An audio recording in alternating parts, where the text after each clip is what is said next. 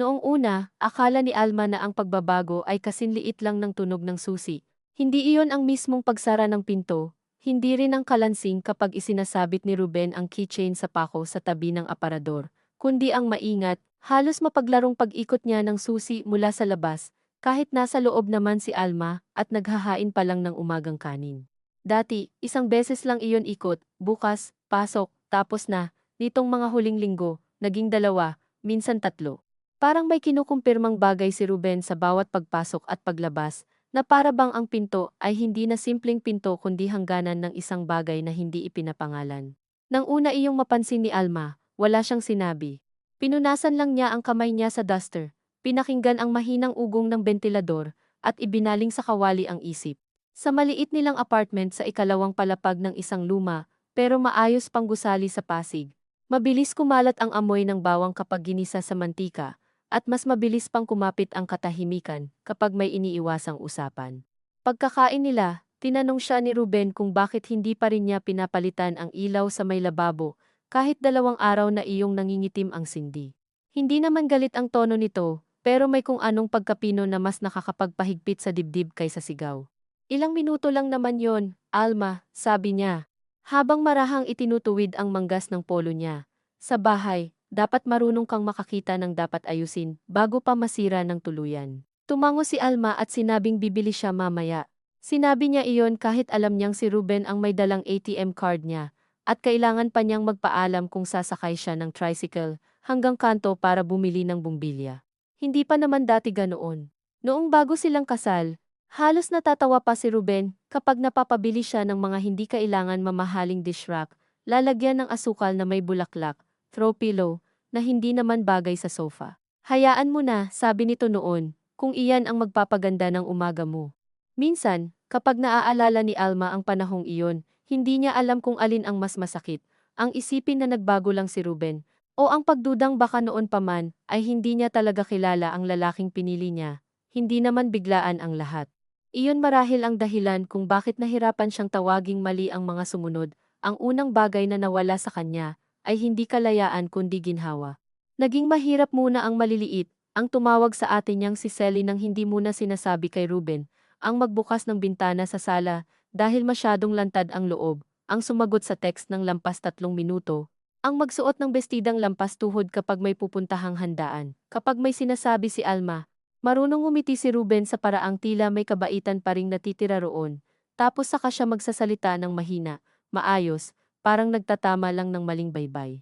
Hindi kita pinipigilan, madalas niyang sabihin. Inaayos lang natin kung ano ang mas makabubuti sa atin. Sa salitang iyon atin unang natutong magkasya si Alma. Kapag sinabi ni Ruben na mas mabuting huwag muna siyang umuwi sa Bulacan dahil gastos lang ang pamasahe at pagod pa sa biyahe, iniisip ni Alma na baka nga praktikal lang ito. Kapag sinabi nitong hindi kailangang malaman ng pamilya niya ang lahat dahil mahilig silang makialam, kahit wala naman silang ambag, tumatahimik siya dahil may punto naman. Kapag pinapakita nito ang listahan ng gastusin sa cellphone, kinukwenta ang renta, groceries, kuryente, tubig, hulog sa motor, gamot ng nanay ni Ruben, at saka humihinga ng malalim bago sabihin, kaya importante na disiplinado tayo. Hindi makasinggit si Alma ng pagtutol dahil nakahanay ng napakalinaw ang mga numero, at siya mismo ay hindi nasanay humawak ng pera mula nang mag-resign siya sa maliit na travel agency 3 buwan pagkatapos nilang ikasal. Si Ruben ang may mungkahi noon. Hindi raw maganda ang commute niya, ubos ang lakas sa biyahe, at mas gusto raw nitong pag-uwi nito ay may taong nasa bahay, may maayos na hapunan, may tahimik na lugar. Sinabi pa nitong pansamantala lang iyon, hanggang makaipon sila. Hindi agad tumutol si Alma dahil sa totoo lang, pagod din siya noon, at may lambing sa boses ni Ruben na mahirap tanggihan kapag magkahalong pag-aalala at pagmamayari. Aalagaan kita, sabi nito noong gabing pinag-usapan nila iyon. Hindi kita pababayaan, hindi niya alam kung kailan unti-unting nag-iba ang bigat ng salitang alaga. Nagsimula siguro iyon sa mga tanong. Sinong tumawag? Bakit kang umingiti? Sino yung nag-heart sa post mo? Bakit mo dinilit agad ang chat kung wala ka namang tinatago? Bakit mo gustong umuwi sa inyo ngayong Sabado? May okasyon ba o gusto mo lang lumayo rito? Sa bawat tanong, may pahapyaw na biro muna si Ruben, saka mahaba-habang pananahimik, saka isang buntong hininga na para bang may kasalanang hindi agad inaamin si Alma. At dahil ayaw ni Alma ng alitan, at dahil lumaki siyang mas pinipiling magpaliwanag kaysa magpalaki ng tampuhan, sinasagot niya ang lahat. Hanggang isang araw napansin niyang wala na siyang kusang sinasabi, hinihintay na lang niyang tanungin siya, parang hindi na buhay ang tinitirhan niya, kundi eksamen. Noong Martes na iyon, ang tunog ng susi ang unang nagpabigat sa sikmura niya. Paalis si Ruben papuntang opisina.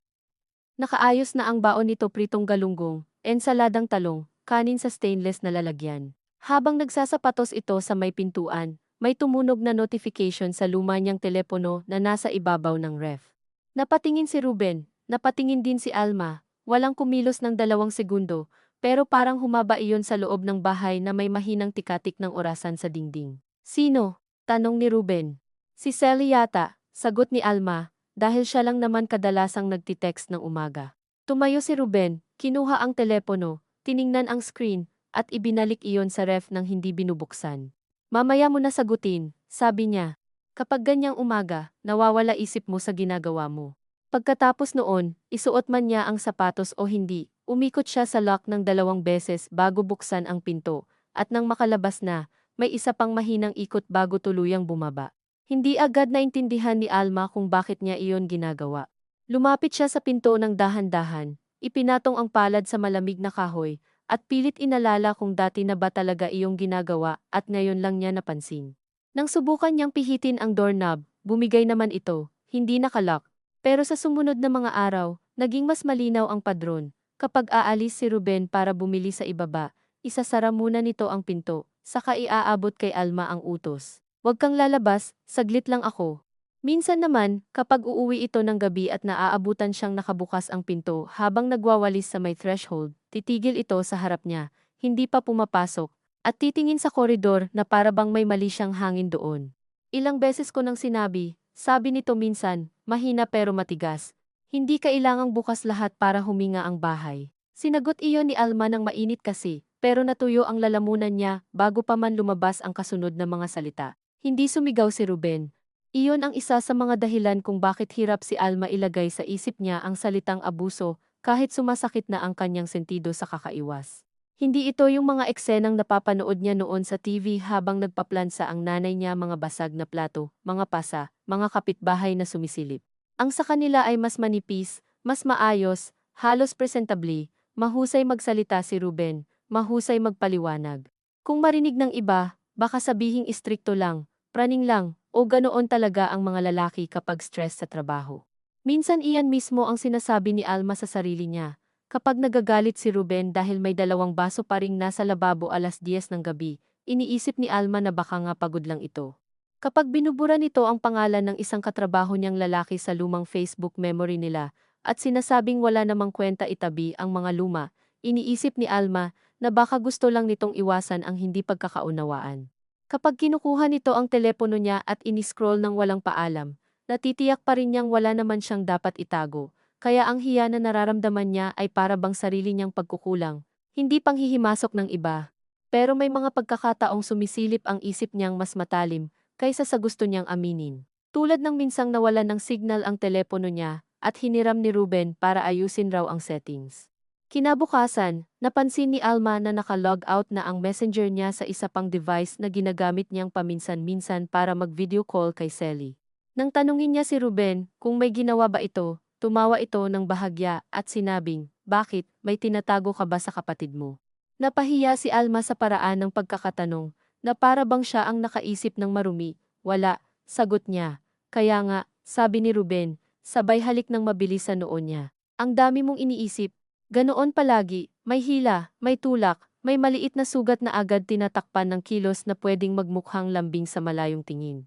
Noong sumunod na Huwebes, tumawag si Sally ng 3 sunod-sunod habang naglalaba si Alma sa banyo. Nag-vibrate ang telepono sa ibabaw ng washing machine. Nanginginig sa tunog ng ikot ng damit at tubig. Nang makalabas siya ng banyo, nasa sala na si Ruben, hawak ang telepono, at tahimik na tinitingnan ang missed calls. Maaga itong umuwi dahil raw hindi natuloy ang meeting. Basang-basa pa ang laylayan ng damit ni Alma, at may bula pang kumapit sa siko niya nang sabihin niyang, "Ate ko yan." Hindi sumagot si Ruben agad. Umupo lang siya sa dulo ng sofa, inilapag ang telepono sa center table, at ipinako ang tingin sa kanya na parang may hinihintay na kusa niyang aaminin. bakit 3 beses? Tanong nito. Hindi ko alam, siguro may sasabihin lang. Ano namang kailangang sabihin ng paulit-ulit? Hindi makasagot agad si Alma dahil wala nga siyang alam. Tiningnan niya ang screen, may isang text, tawag kapag free ka. Nasa ospital si mama para sa check-up, huwag ka mag-alala. Pagkabasa niya noon, ang unang pumasok sa isip niya ay uuwi siya. Kahit isang araw lang. Makikita niya ang nanay niya, mahahawakan ang kamay nito, maririnig kung ano ba talaga ang sabi ng doktor. Ngunit bago pa niya mabigkas iyon, sinabi na ni Ruben, ayan na naman. Sasabihin na huwag kang mag-alala pero mag-aalala ka rin, ganyan sila. Alam nilang mapupuyat ka, alam nilang mababalisa ka, pero tatawag pa rin ng tatawag, hindi malakas ang boses niya, pero bawat salita ay parang ipinapako sa pagitan nila. Umupo si Alma sa plastik na silya malapit sa pinto ng banyo, dahil biglang nanghina ang tuhod niya, check up lang naman daw, sabi niya, halos pabulong, di check up lang. Bakit kailangan mong sumugod? Hindi ka naman doktor, hindi ka rin naman doon nakatira. May kung anong masakit sa huling pangungusap, hindi dahil bago iyon, kundi dahil pamilyar na, parang ipinapaalala nitong ang pinili na niyang buhay ay dapat sapat na, at anumang paghila ng dati niyang pamilya pabalik ay kawalan ng pasasalamat. Hindi siya sumagot, minsan, ang hindi pagsagot ang tingin niyang pinakamabilis na paraan para hindi lumaki ang usapan. Ngunit sa gabing iyon, hindi rin nakatulong ang katahimikan. Habang naghahapunan sila, paulit-ulit na bumabalik si Ruben sa paksa ng pera, ng schedule, ng hindi pwedeng bigla-bigla, hindi raw madali humingi ng leave, hindi raw biro ang pamasahe. Hindi raw nila kayang maging emosyonal sa bawat simpleng health concern. Naintindihan ni Alma ang bawat isa sa mga pangungusap kung hiwa-hiwalay. Ngunit kapag pinagsama-sama, parang may nabubuong pader sa loob ng dibdib niya. Tumango siya sa lahat. Pagkatapos kumain, naghugas siya ng pinggan habang nakatayo si Ruben sa likod niya, nakasandal sa lababo sa kabilang side. Pinapanood ang maingat niyang pagkukuskus sa plato. Hindi kita ipinagdadamot sa pamilya mo. Sabi nito na para bang narinig ang iniisip niya. Pero kailangan mo ring matuto kung saan ka dapat unang bumaling. Parang may bato sa lalamunan si Alma ng gabing iyon. Gusto niyang sabihin na ang pag-aalala sa nanay niya ay hindi pagtataksil sa asawa. Gusto niyang itanong kung kailan ba naging sukatan ng pagmamahal ang dami ng tinalikurang tao, pero sanay na siyang inuunahan ang pagtatalo sa pamamagitan ng pagsisikip ng dibdib hanggang lumipas ang oras. Kaya ang nasabi niya lang ay, sige. Kinabukasan, nag-text si Sally na okay naman daw ang resulta. Mataas lang ang BP ng mama nila at pinayuhang magpahinga. Dapat guminhawa si Alma, pero sa halip ay may nalabi pang pangangasim sa sikmura niya na hindi niya maipaliwanag. Parang may bagay na maliit pero matalim na naiwan sa ilalim ng balat. Nang hapon ding iyon, nagtanong si Ruben kung bakit mukhang matamlay siya. Sinabi ni Alma na kulang lang siguro sa tulog. Nilagyan siya ni Ruben ng mainit na kape at tinabihan sa sofa. Hinimas ang batok niya ng dahan-dahan. At sa halos parehong lambing na ginagamit noon kapag nilalagnat siya, sinabi, nakikita mo, kaya gusto kong iwasan mong naaabala sa mga ganyang bagay. Ikaw rin nahihirapan. Napapikit si Alma. Hindi niya alam kung gusto niyang umiyak o matulog. Minsan, mas nakakalito ang kabaitang dumarating pagkatapos ng pagpapaliit sayo. Para kang napipilitang magpasalamat sa pahinga mula sa sakit na siya ring nagdulot. Lumipas ang ilang araw nang walang malaking pangyayari. At iyon din ang klase ng panahon na pinakamatrap si Alma kapag walang sapat na maipakitang mali. Mas madali niyang nakukumbinsi ang sariling, baka siya lang ang sensitibo. Gigising siya ng maaga, magluluto, maglilinis, magpapahangin ng unan sa bintana kapag wala si Ruben, tapos mabilis ding ibababa kapag narinig na ang tunog ng motor sa labas. Minsan, sisilip siya sa kalsada mula sa manipis na pagitan ng kortina. May nagtitinda ng taho sa umaga. May batang naglalakad na nakasukbit ang ID sa leeg, may kapitbahay sa kabilang unit na mahilig magdilig ng halaman ng naka-house dress at tsinelas na dilaw. Dati, minsan kinakausap siya ni Alma sa hallway, simpleng uy, init no, o may delivery ka yata. Nitong huli, isang tango na lang ang naibibigay niya. Hindi niya alam kung kusa ba siyang lumalayo, o basta na lang nasanay sa ideyang ayaw ni Ruben ng masyadong pakikipagkilala. Hindi mo alam ugali ng mga tao rito, sabi nito minsan. Mas magandang tahimik, may lohika naman, laging may lohika. Kaya nang isang Sabado ng hapon ay may kumatok at boses ni Sally ang narinig niya sa labas mahina pero sabik. Alma, nandyan ka ba? Parang maling alaala muna ang inisip niya bago realidad. Napaupo siya mula sa hinihiwa niyang sitaw. Saglit na tumigil ang mundo sa kusina, ang patak ng gripo, ang amoy ng bawang, ang liwanag na tumatama sa lumang tiles. Muling kumatok si Selly. Alma, ako to. Mabilis na tumayo si Alma, pero sa ikatlong hakbang niya papuntang pinto ay nakita niya si Ruben mula sa silid, hawak ang tuwalya, basa pa ang buhok mula sa paligo. Hindi ito nagsalita agad. Tiningnan lang siya, saka ang pinto, saka siya ulit, parang may desisyong sabay na humihigpit at lumalambot sa mukha nito. Sino yan? Tanong nito, kahit malinaw namang narinig ang boses sa labas. Si ate, sabi ni Alma, at naramdaman niyang nanginginig ang dulo ng daliri niya. Lumapit si Ruben. Hindi mabilis, hindi marahas. Iyon ang laging nakakapagpalito. Inabutan siya nito ng tuwalya at mahinang sinabing, bakit hindi man lang nagsabi? Parang kasalanan ni Alma ang pagdating ng kapatid niya. May sunod pang katok mula sa labas. Alma, alam kong nandyan ka. Sa sandaling iyon, may dalawang takot na sabay na humila kay Alma, ang takot na hindi pagbuksan si Selly, at ang takot na buksan ito sa harap ni Ruben. Buksan mo, sabi ni Ruben, saka bahagyang ngumiti. Hindi iyon ngiting payapa, ngiti iyon ng taong sigurado sa sarili niyang anyo, kaya binuksan ni Alma ang pinto. Nakatayo roon si Selly na may dalang paper bag ng prutas at maliit na supot ng puto. Pawis ang noo, nalukot ang manggas ng blouse, pero nang makita si Alma ay agad ngumiti. Surprise, sabi nito, sabay hinga ng malalim. Nasa may bandang siyaw ako, naisip ko daanan ka. Niyakap siya ni Alma ng mabilis, pero alanganin, dahil ramdam niya ang presensya ni Ruben sa likod. Pasok ka. Sabi niya. Pumasok si Selly at agad bumati kay Ruben. Uy, Ruben, sorry ha, biglaan. Ayos lang, sagot ni Ruben, magaan ang boses, halos mas magaan pa kaysa dati. Kape tayo. Doon nagsimula ang pinakamasakit na bahagi ng hapon, hindi ang sigawan, dahil walang sigawan, kundi ang paraan ng pagbabago ni Ruben sa harap ng bisita. Siya ang naglatag ng tasa. Siya ang nag-abot ng plato. Siya ang nagtanong sa mama ni Alma, sa biyahe ni Selly, sa trabaho nito, at sa bawat magalang na kilos niya. Lalo namang sumisikip ang dibdib ni Alma dahil walang anumang hayagang maituturo. Kung may sasabihin man siya sa kapatid niya pagkatapos, paano niya ipapaliwanag? Na mabait si Ruben sa harap ng iba, sa paraang nagmumukhang siya ang may problema.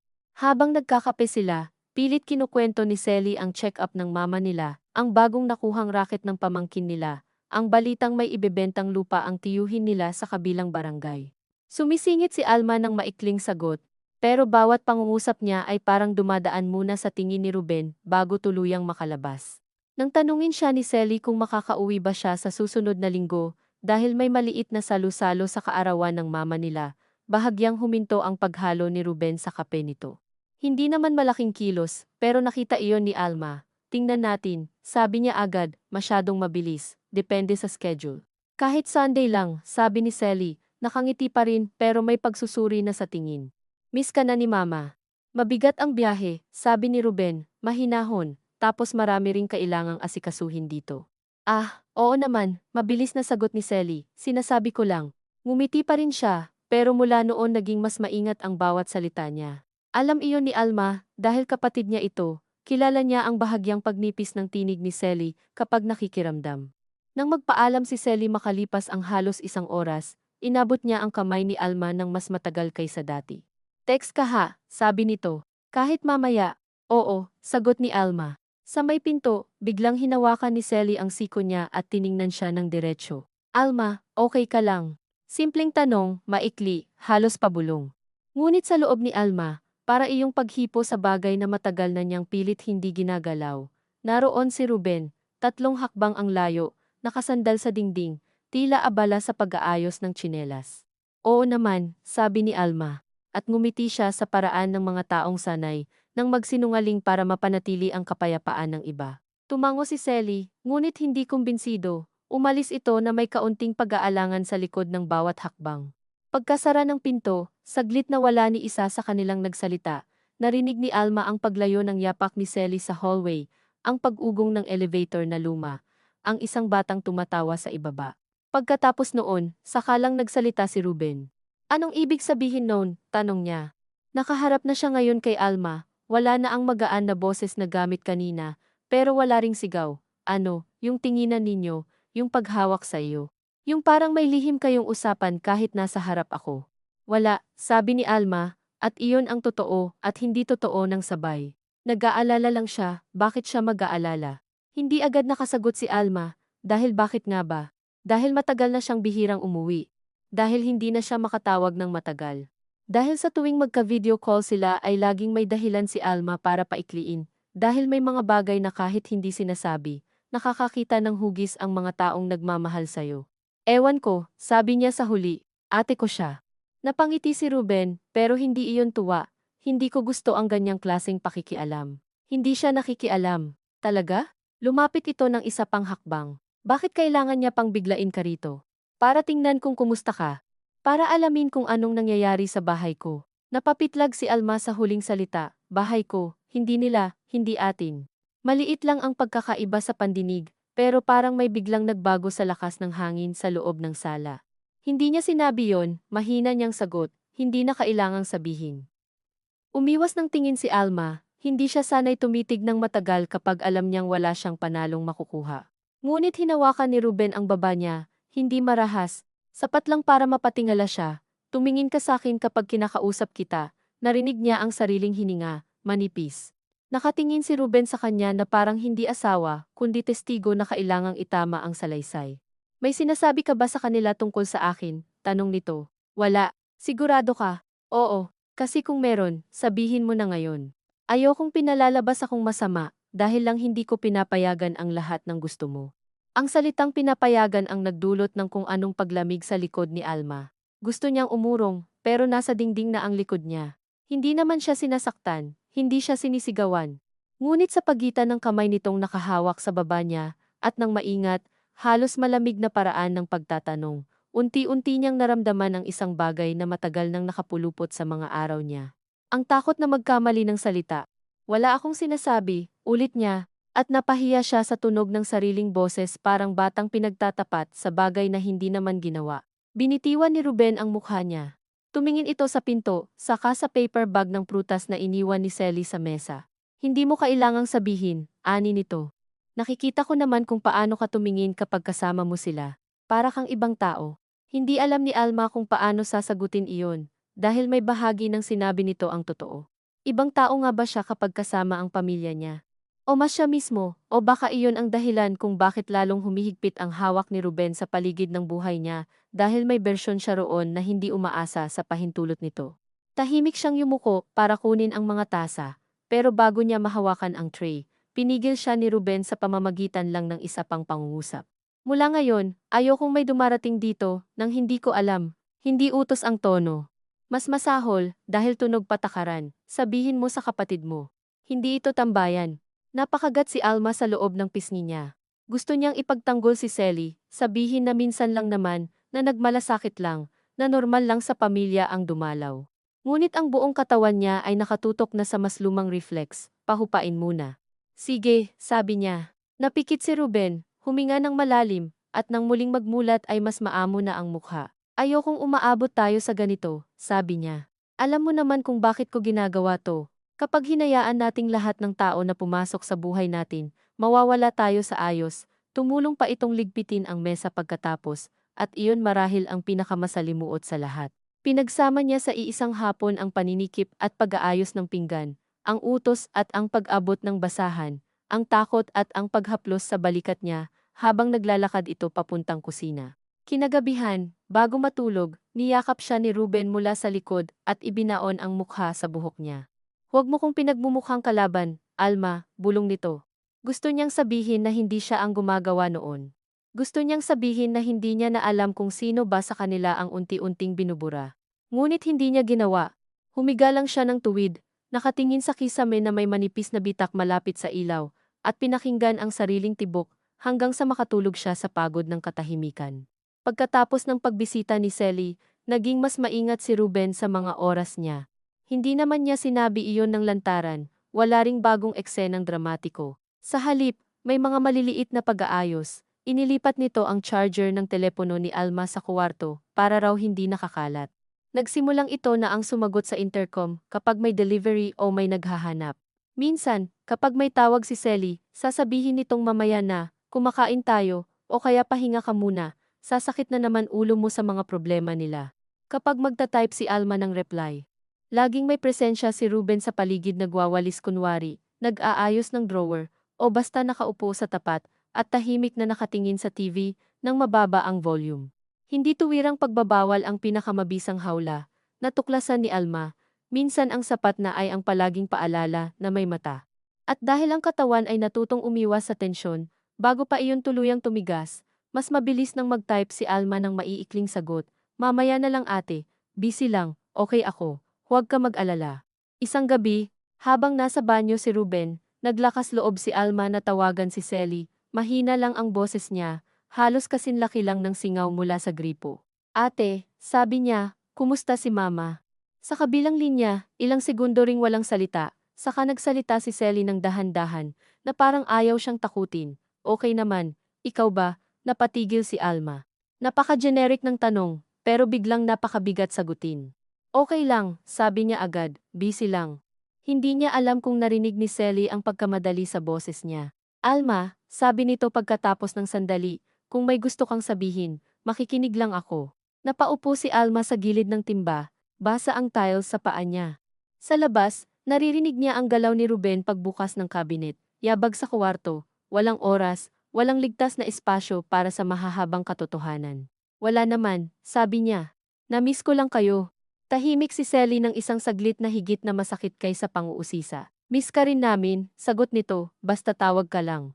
Paglabas ni Alma ng banyo, nakaupo na si Ruben sa kama, hawak ang tuwalya. "Sino kausap mo?" tanong nito. "Si ate." Tinatanong si mama. Ang tagal. Hindi iyon totoo, 2 minuto lang marahil. Pero hindi na rin niya itinama. "Sorry," sabi niya. Iyon ang naging sagot niya sa napakaraming bagay nitong mga nakaraang buwan, na minsan ay hindi na niya alam kung ano talaga ang hinihingan niya ng tawad. Tumingin si Ruben sa kanya ng matagal bago ngumiti ng pagod. "Alam mo, mahirap sakin kapag pakiramdam ko inuuna mo ang iba, kaysa ayusin muna tayo rito." "Inaayos ko naman," sagot ni Alma. "Talaga ba?" tanong nito, mahina. At sa paraang iyon ng pagtatanong, may naipapasa sa balikat niya ang bigat ng lahat, na parang kung may lamat man sa bahay nilang ito, siya ang basag, siya ang puwang, siya ang hindi marunong sumunod ng sapat para manatiling payapa ang lahat. Kinabukasan, habang nagsasampay siya sa likod ng kusina, narinig niya ang mahinang ugong ng cellphone sa mesa, walang tao sa sala. Tumingin siya sa orasan, 10:00 pa lang, dapat nasa trabaho si Ruben. Nang pumasok siya para tingnan, nakita niyang si Selly ang tumatawag. Mabilis niyang sinagot, "Ate, Alma, nasa baba ako." Nanlamig ang palad niya, "Ano? Hindi ako aakyat, ayokong guluhin ka, baba ka lang kahit sandali. May ibibigay ako mula kay mama." Sa likod ng mga salitang iyon ay may ibang kahulugan na agad narinig ni Alma, gusto siyang makita ng kapatid niya ng walang ibang mata. Lumapit siya sa bintana, bahagyang itinabi ang kurtina, at nakita si Selly sa tapat ng sari-sari store, hawak ang payong kahit wala namang ulan. Parang normal na naghihintay lang, pero kitang-kita sa tindig ang pilit na kapanatagan, mabilis ang tibok ng puso ni Alma. Wala si Ruben, sabi ng isip niya, may ilang minuto siya, pwede. Ngunit kasabay noon, halos kasing bilis, dumating ang isa pang reflex, paano kung biglang umuwi si Ruben, paano kung may makakita? Paano kung pagtawanan lang siya ni Selly kapag wala naman pala siyang totoong maipapaliwanag? Nakatayo lang siya roon, hawak ang telepono, habang tahimik sa kabilang linya si Selly. "Alma," sabi nito muli, "baba ka ba?" Tumingin si Alma sa pinto, naalala niya ang tunog ng susi, ang mga patakaran na hindi kailangang nakasulat para masunod. Ang maliliit na parusang hindi pasa, pero hirap huminga. "Hindi ako pwede," sabi niya, at agad niyang kinamuhian ang sariling boses. "May ginagawa ako." Hindi agad sumagot si Selly. "Sandali lang naman, hindi talaga." "Alma." May kung anong nabasag sa paraang binigkas ng kapatid niya ang pangalan niya. Hindi malakas, hindi galit, pero pagod. "Titingin lang ako sa'yo." Biglang nag-init ang mata ni Alma, gusto niyang sabihing huwag na, dahil mas mapapahamak siya sa paliwanag pagkatapos. Gusto niyang sabihing hindi niya na maipaliwanag kung paano ang kahit simpleng pagbaba sa hagdan ay parang desisyong kailangang pagdusahan. Ngunit imbes na totoo, takot ang lumabas. "Ate, huwag kang ang ganito," sabi niya, mas matalas kaysa balak niya. "Sabi ko may ginagawa ako." Tahimik si Selly. Sa ibaba, nakita niya itong bahagyang yumuko, parang tumanggap ng sampal na hindi nakikita ng iba. "Sige," sabi nito sa wakas, "iiwan ko na lang sa guard. Napapikit si Alma at napahawak sa gilid ng mesa. Ate, ngunit naputol na ang linya. Nakatayo siya roon ng matagal, hanggang sa marinig niya ang buzzer ng intercom makalipas ang ilang minuto. Pababa na raw si ate niya, sabi ng guard, may iniwang supot ng tinapay at liniment oil para raw sa kanya. Kanya, hindi sa bahay, hindi para sa kanila. Pagkababa niya para kunin iyon, marahang ngumiti ang guard at nagsabing, mabait ate mo, ma'am, parang gusto pa kayong hintayin. Tumango lang si Alma. Pag-akyat niya ng hagdan, pakiramdam niya dala niya hindi ang supot, kundi isang pagkakasalang hindi niya maipagtapat kahit kanino. Nang gabing iyon, umuwi si Ruben na may dalang paborito niyang hopya. Napadaan ako sa Binondo project namin, sabi nito, tila masigla, naalala kita. Nagpasalamat si Alma at inilapag ang kahon sa mesa. Ngunit ramdam niya ang bigat ng tinapay at liniment sa ilalim ng lababo kung saan niya itinago ang supot ni Sally. Kumakain si Ruben ng hapunan habang kinukwento ang problema sa opisina, ang katrabahong walang silbi, ang boss na puro utos. Sumisingit si Alma ng talaga, at grabe naman, pero hati ang isip niya sa ibaba ng lababo, at sa nagdaang tanghali, nang matapos silang kumain, saka siya tinanong ni Ruben na parang walang kabuluhan, may lumapit ba sa'yo kanina? Napahinto ang pag-aayos niya ng plato. Wala, sagot niya, at agad may kumabog sa dibdib niya nang marinig ang kasinungalingan. Sigurado ka? Hindi siya nakatingin ng tuwid, pero alam niyang nakatitig ito. Bakit? Tanong niya, pilit kaswal. Wala naman. Nabanggit lang ng guard na may dumaan daw. Parang nawalan ng hangin ang silid, naramdaman ni Alma ang init sa batok, ang biglang paglamig ng mga daliri. Maaaring wala talagang alam si Ruben. Maaaring sinusubok lang siya. Maaaring narinig lang ng guard ang pangalan niya, at binanggit ng basta, ngunit sa loob ng ilang segundo, nagmukha siyang hindi marunong huminga ng natural. Si ate, sabi niya sa wakas. May iniwan lang. Hindi sumagot si Ruben agad. Ininom nito ang natitirang tubig sa baso, saka dahan-dahang ibinaba iyon sa mesa, at hindi mo sinabi. Malambot ang tanong, pero doon nagsimulang manginig ang tuhod ni Alma. Akala ko kasi magagalit ka. At tama ka naman. Ngumiti ito ng kaunti. Ngunit hindi iyon nakapagpagaan. Kaya mo tinago. Wala siyang naisagot. Naramdaman niyang biglang lumiit ang kusina, ang ilaw sa taas masyadong puti, ang tunog ng ref masyadong malakas. Tumayo si Ruben at naglakad papunta sa lababo. Hindi siya tinabig, hindi siya hinawakan. Binuksan lang nito ang cabinet sa ibaba at madaling nakita ang supot, na para bang matagal na nitong alam kung saan hahanapin ang mga lihim na pilit itinatago ni Alma sa pinakasimpleng sulok. Kinuha nito ang tinapay. Tiningnan ang laman, saka ang maliit na bote ng liniment. Para sa'yo. Tanong nito. Tumango si Alma. Kaya hindi mo ako mapagkatiwalaan. Mahinahon pa rin. Iyon lagi ang nakakasira sa loob niya. Kung sumigaw sana ito, kung naghagis, kung nagwala, baka mas madali para sa kanyang ikapit ang galit sa halip na hiya. Ngunit sa porma nitong malinis, maingat, at kontrolado, siya ang laging mukhang emosyonal, siya ang mukhang hindi marunong magdala ng simpleng usapan. Hindi sa ganon, sabi niya, pero mahina, halos wala ng laman. Alma, ani Ruben, hawak pa rin ang supot, ilang beses ko bang kailangang ipaalala sa'yo na ayokong may mga desisyong ginagawa rito ng patago. Hindi naman desisyon yon. Talaga. Lalong humina ang boses nito. Lumabas ka ba? Hindi. Sinungaling, napakurap si Alma. Hindi ako lumabas, pero kinausap mo, tinanggap mo, itinago mo. Anong tawag mo ron? Hindi niya alam. O alam niya. Ngunit ang totoo ay hindi kasya sa mga salitang kaya niyang bigkasin sa harap nito. Gusto niyang sabihin, tawag doon ay paghahawak sa kakaunting parte ng sarili kong hindi pa lubusang napapasa iyo. Ngunit ang nasabi niya lang ay, pasensya na. Ipinasok ni Ruben pabalik ang mga bagay sa supot, itinupi iyon ng maayos, at iniwan sa mesa. Minsan naiisip ko, sabi nito, nakatingin sa mga kamay niya, kung gusto mo pa talagang maging asawa ko, o gusto mo lang ang ideya na may bahay kang mauuwian habang buhay ka pa ring anak ng pamilya mo. Ang pangungusap ay mabagal, halos mapagmuni, ngunit doon unang naramdaman ni Alma ang kakaibang pagdulas ng takot sa kanyang sikmura patungo sa mga hita, sa binti, sa paa parang handa na ang buong katawan niyang tumakas, kahit wala namang malinaw na direksyon. Hindi naman gano, sabi niya. E di patunayan mo. Tumingin siya. Sa unang pagkakataon ng gabing iyon, may nakita siyang matigas na bagay sa mga mata ni Ruben na hindi na natatakpan ng pagod o paliwanag. Hindi pa rin iyon hayagang galit, mas mapanganib dahil mas tahimik. Paano? Mahina niyang tanong. Hindi agad sumagot si Ruben. Lumapit ito sa pinto, pihit ang lock ng minsan, 2 beses, at saka ibinalik ang susi sa bulsa. Lumingon ito sa kanya na para bang wala namang kakaibang ginawa. Sa simpleng paraan, sabi nito, simula bukas, ako na ang sasagot sa lahat ng tawag. Kapag may gustong makipagkita, sa harap ko. Kapag may gustong malaman, sa aking manggagaling, hanggang sa matuto kang unahin kung ano talaga ang dapat mong iniingatan. Nakatayo lang si Alma sa gitna ng kusina, hawak ang basang plato, habang unti-unting pumapatak ang tubig mula sa gilid nito papunta sa sahig. Gusto niyang tumutol, gusto niyang sabihing sobra na. Gusto niyang marinig ng sarili niyang bibig ang salitang hindi. Ngunit sa pagitan ng lock nakakaikot lang, ng supot sa mesa. Ng paraan ng pagtitig ni Ruben, na para bang siya ang may utang na paliwanag, may lumang pagkatuto sa loob niyang muling nanaig, ang manahimik muna, ang maghintay ng tamang oras, ang huwag hayaang lumala ngayon.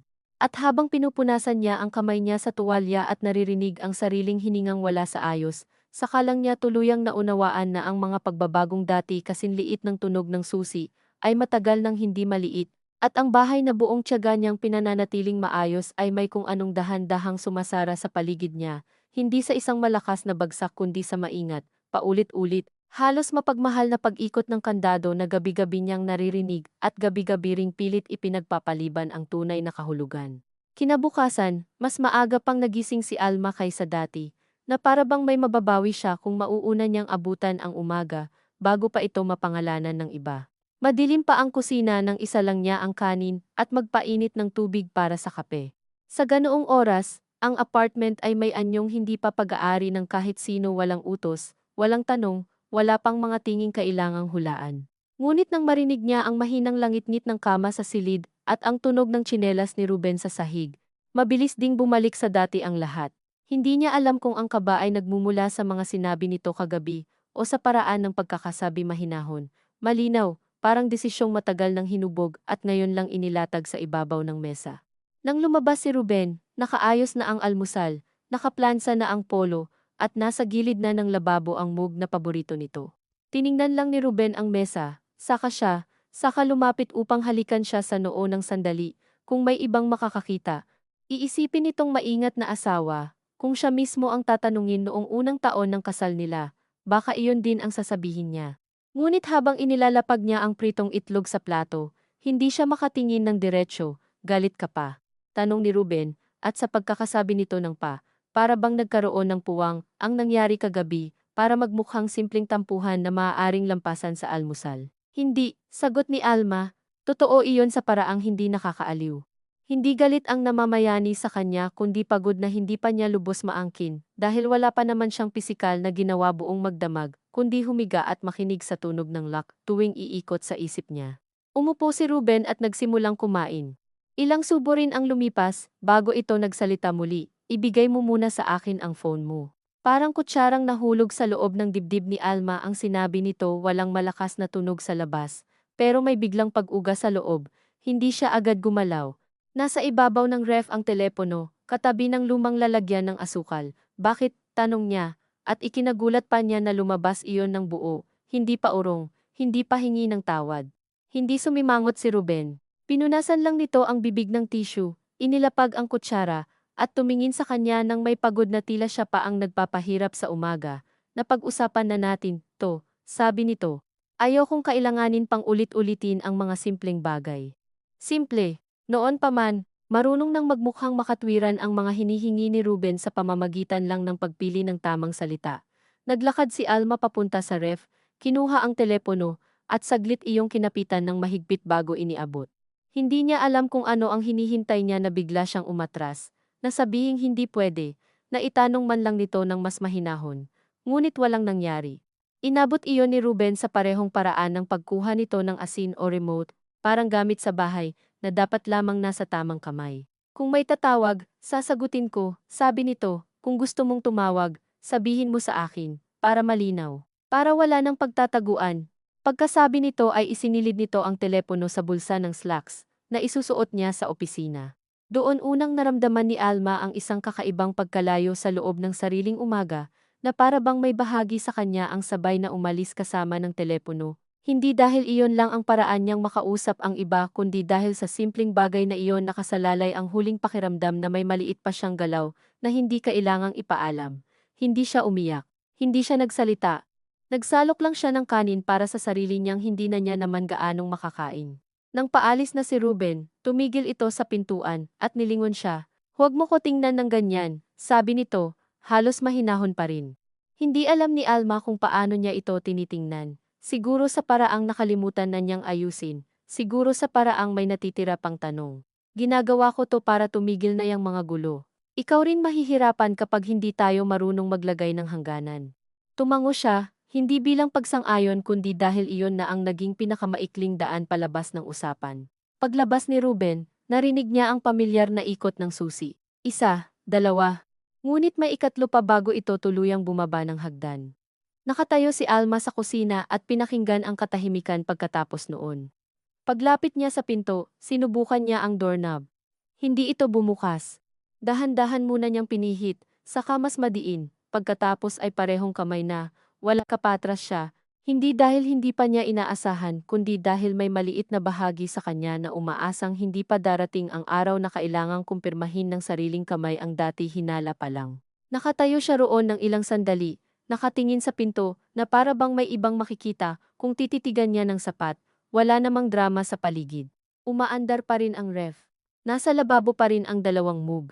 Sa labas maririnig ang may naglilinis ng hallway, ang mahinang tawa ng batang nagmamadali sa hagdan, ang isang motor na huminto saglit sa tapat ng tindahan. Ngunit sa loob niya, may maliit na bahaging tahimik na bumitaw sa isa pang dahilan kung bakit matagal niyang nasasabing hindi pa iyon ganoon kalala. Buong umaga ay sa kanya lamang napansin kung gaano karaming kilos ang nakatali sa isang simpleng bagay na nawala. 2 beses siyang lumingon sa ibabaw ng ref para tingnan ang teleponong wala na. 3 beses siyang napahinto sa kalagitnaan ng paghuhugas dahil may naalala siyang gustong sabihin kay Sally na para bang hindi pa natatanggap ng katawan ang bagong patakaran. Pagsapit ng 10:00, ibinaba niya ang basahan, naupo sa dulo ng sofa, at pilit inalala kung saan maaaring may natirang barya siya para sa pisonet sa ibaba, kung sakaling makalabas man siya.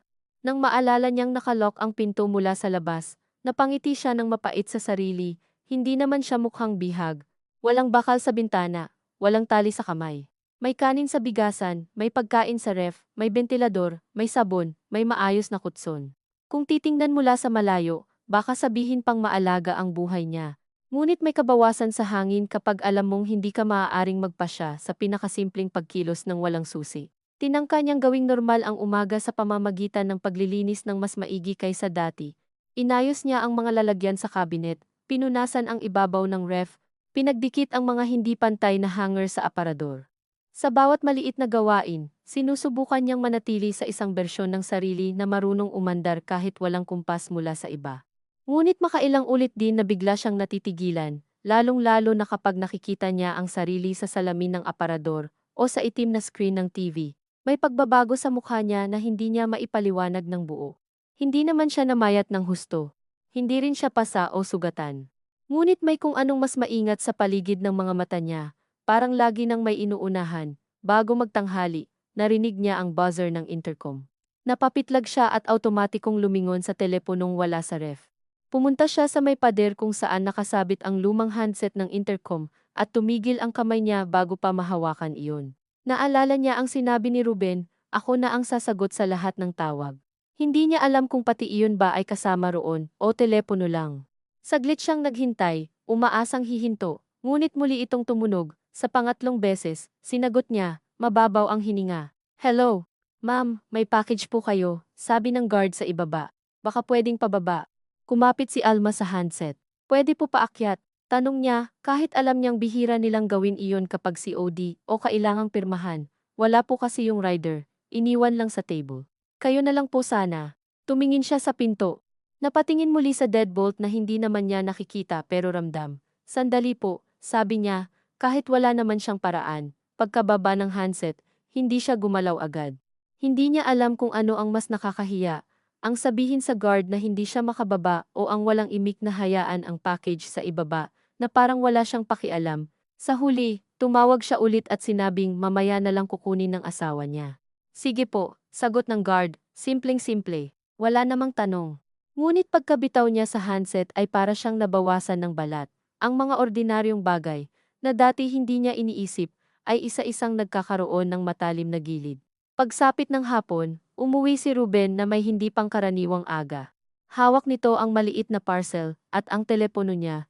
Inilapag nito ang package sa mesa at ang telepono sa ibabaw niyon, parang may ibinabalik ngunit hindi pa ring isinusuko ng buo. Kanina ka pa ba tinawagan ng guard?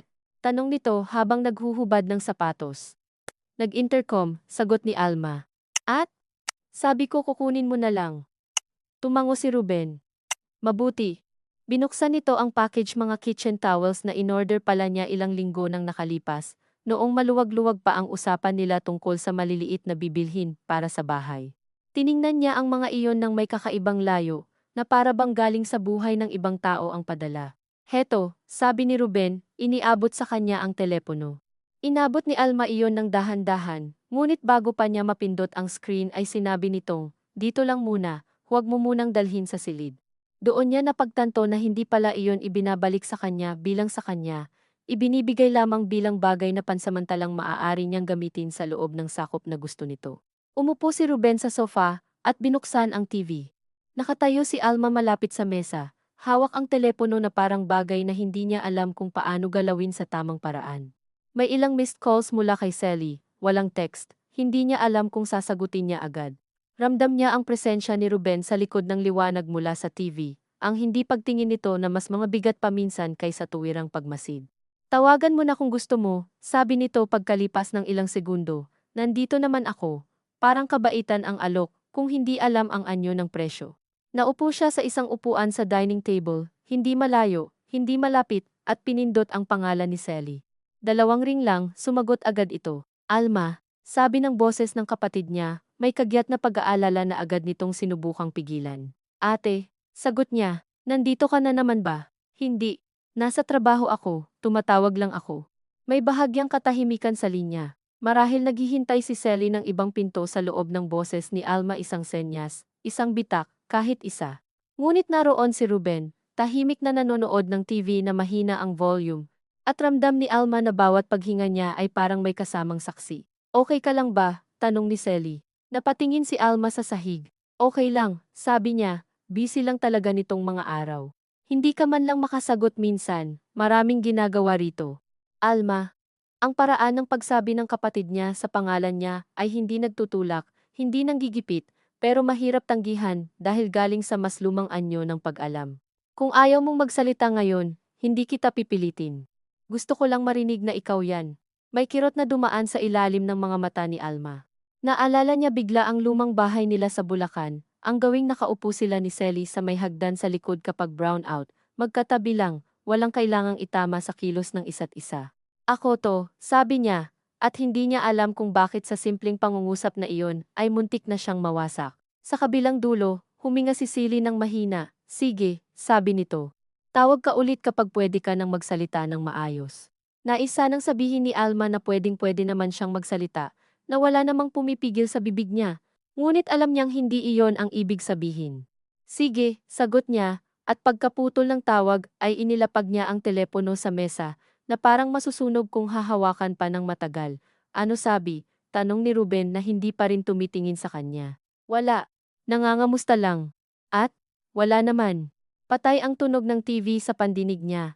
Kahit may nagsasalita roon, ilang segundo ang dumaan bago nagsalita uli si Ruben. Nakikita mo, mas maayos kapag wala ng lihim. Hindi sumagot si Alma. Dahil sa ilalim ng pangungusap na iyon ay may mas totoo at mas mahirap ipaliwanag, hindi na siya marunong kilalanin kung aling bahagi ng sarili ang lihim, at alin ang simpleng kanya lamang. Sa mga sumunod na araw, naging pino ang mga pagbabago, ngunit mas mahigpit kaysa dati. Hindi na inilalagay ni Ruben ang telepono sa bulsa buong maghapon, kung minsan ay iniiwan nito sa ibabaw ng mesa habang naliligo o kumakain, ngunit may paraan ng pagkakalapag na, para bang may guhit sa palibot nito na hindi dapat tawirin ng walang pahintulot. Kapag may tawag, sasagutin muna nito kung nandiyan siya. Kapag si Sally, ibibigay pagkatapos ng ilang segundo o kaya'y sasabihing abala si Alma at tatawag na lang mamaya. Minsan, kung hawak naman ni Alma ang telepono, bigla itong magtatanong mula sa kabilang bahagi ng kwarto. Sino yan? At sa simpleng tanong na iyon ay muling sumisikip ang isip niya hanggang sa pinakamadaling sagot na lang ang lumalabas. Hindi na rin niya halos ginagamit ang Facebook. Hindi dahil tahasang ipinagbawal, kundi dahil sa tuwing magbubukas siya nito, ay may nakalipas ng karanasang kabuntot. Sino tong nag-comment? Bakit kailangan mo pang i-like to? Bakit ang tagal mo rito? Mas mabilis nang umiwas kaysa magpaliwanag. Isang umaga, habang namamalansya si Alma sa sala, dumating si Ruben mula sa silid na bitbit ang maliit na lalagyang metal, kung saan nila nilalagay ang ekstrang susi ng aparador. Naupo ito sa sofa, at matagal na tinitigan ang laman, na para bang naghahanap ng bagay na hindi niya alam na mahalaga. Nasaan yung duplicate ng susi ng pinto? Tanong nito. Napalingon si Alma, hindi ba nasayo? Isa lang nasa akin. Pinatay niya ang plansa at sinubukang alalahanin. Noong unang lipat nila rito, may duplicate nga na minsang iniwan sa drawer, kung sakaling may emergency, hindi na niya matandaan kung saan napunta. Baka nasa may drawer, sabi niya. Magkasama nilang hinanap iyon, sa lumang lalagyan ng resibo, sa drawer ng cabinet, sa kahon ng sewing kit na bihira namang buksan, wala. Habang hinahalungkat niya ang mga bagay, naramdaman niyang dumidilim ang timpla sa loob ng kwarto, kahit hindi naman nagbabago ang boses ni Ruben. Paano mawawala ang susi ng bahay nang hindi mo alam? Tanong nito. Hindi ko nga alam na nawawala. Dapat alam mo. Hindi na siya sumagot, pagkaraan pa ng ilang minutong paghahanap. Biglang natahimik si Ruben. Nang lingunin siya ni Alma, nakatingin ito sa kanya sa paraang bihira niyang makita ng tuwiran, hindi pagsusuri, hindi pagpapaliwanag, kundi malamig na paghihinala na hindi man lang nagkunwaring magtago. Ibinigay mo ba? Tanong nito. Napakunot ang noo ni Alma. Kanino? Sa kapatid mo. Sa kung sino mang gusto mong papasukin dito kapag wala ako. Halos hindi siya nakapagsalita sa unang bugso ng pagkagulat. Hindi dahil bagong paratang iyon, kundi dahil sa unang pagkakataon ay narinig niya ng buo ang anyo ng iniisip nito tungkol sa kanya na kaya niyang gumawa ng lihim na pasukan sa sarili niyang bahay. Na maaari siyang magtahi ng sabwatan sa pagitan ng mga tahimik niyang araw. Hindi, sabi niya, at nang ibuka pa sana niya ang bibig para magdagdag. Nakita niya sa mukha ni Ruben na hindi ito tanong na naghahanap ng sagot. Isa itong anyo ng kapangyarihan, ang sabihing may kakayahan kang isipin siyang ganoon at hayaang siya ang malunod sa pangangailangang patunayang hindi. Talaga. Oo. Lumapit si Ruben at kinuha ang plansa mula sa kamay niya. Inilapag ito sa mesa. Minsan hindi ko alam kung bakit mo pinipili ang mga bagay na magpapahirap lang sa atin. Parang nangingitim ang gilid ng paningin ni Alma, ngunit hindi dahil umiiyak siya. Mas malapit iyon sa hiya na walang labasan. Wala akong ibinigay kung kanino man, sabi niya, mas malinaw sa pagkakataong iyon, hindi malakas, pero tuwid. Saglit na namilog ang katahimikan sa pagitan nila. Pinagmasdan siya ni Ruben, sa kamarahang napangiwi na parang siya ang nasaktan sa sinabi nito. Tingnan mo, sabi nito, kapag ganyan ka magsalita, para mo na rin akong ginagawang masama. Gusto sanang matawa ni Alma sa kakaibang baligtad ng pangungusap, ngunit hindi lumabas ang tawa. Dahil iyon ang isa sa pinakamahihirap sa kanilang dalawa, ang bawat tangkang ituwid ang isang bagay ay agad na nababalot ng bagong sisi. Kung magsasalita siya, siya ang nagpapalala. Kung tatahimik siya, siya ang umaamin. Kung iiyak siya, siya ang dramatiko. Kung hindi siya iiyak, siya ang malamig. Wala nang tamang hugis ang sarili niya sa loob ng mga mata ng asawa niya. At sa unti-unting pagkaunawang iyon nagsimulang tumigas ang isang maliit na bahagi sa kanya na dati lagi na lang sumusuko sa pagod. Hindi pa iyon tapang, hindi pa desisyon, ngunit marahil unang anyo iyon ng pagod na hindi napayag magmukhang kasalanan ang lahat. Kinahapunan, habang naghihiwa siya ng ampalaya, kusang bumalik sa isip niya ang nawalang duplicate na susi. Biglang naalala niya ang isang tagpong halos burado na noong nakaraang buwan. Bago pa dumalaw si Sally, nakita niya minsang hawak ni Ruben ang dalawang susi sa mesa, habang kinakausap ang landlord sa telepono tungkol sa pinto. Hindi niya matiyak kung iyon nga ba ang duplicate o ordinaryong susi lang. Saglit siyang natigilan sa hiwa, maaaring mali ang alaala niya. Maaaring hinahanap na naman lamang niya ang paraan para ipaliwanag ang isang bagay nang hindi na siya ang kulang. Ngunit kasabay ng pag-aalinlangan ay may munting inis sa sarili niyang agad ding lumitaw. Bakit parang kailangan pa niyang kumuha ng pahintulot sa sariling alaala para paniwalaan ang nakita? Nang gabing iyon, hindi niya sinabi kay Ruben ang naalala niya. Hindi dahil sigurado siyang tama siya, kundi dahil alam niyang anuman ang katotohanan, hindi iyon magiging simpleng pag-alaala sa loob ng usapan nilang dalawa. Baka pagtawanan lang siya, baka sabihing gumagawa na naman siya ng istorya, baka ibaling na naman sa kanya ang bigat ng gulo. Ngunit ang hindi pagsasabi ay may naiwan ding ibang pakiramdam sa katawan niya, hindi tulad ng dating pananahimik na laging para pahupain ang tensyon. May iba rito, kahit maliit, ang pagpili na magtabi ng isang bagay sa loob ng sarili nang hindi muna ito isinusuko sa paliwanag ng iba. Kinabukasan ay linggo, at dati-rati sa mga unang buwan ng pagsasama nila, nagsisimba sila sa maliit na chapel sa may palengke bago mamili ng gulay. Nitong mga nakaraang buwan, sira na. Pagod daw si Ruben. Maraming kailangang ayusin, masyadong matao. Nang magising si Alma ng umagang iyon, nakaupo na si Ruben sa sala, may hawak na resibo at listahan ng gastusin. Tiningnan siya nito at sinabing, "Huwag ka munang maglaba ngayon, mag-aayos tayo ng budget."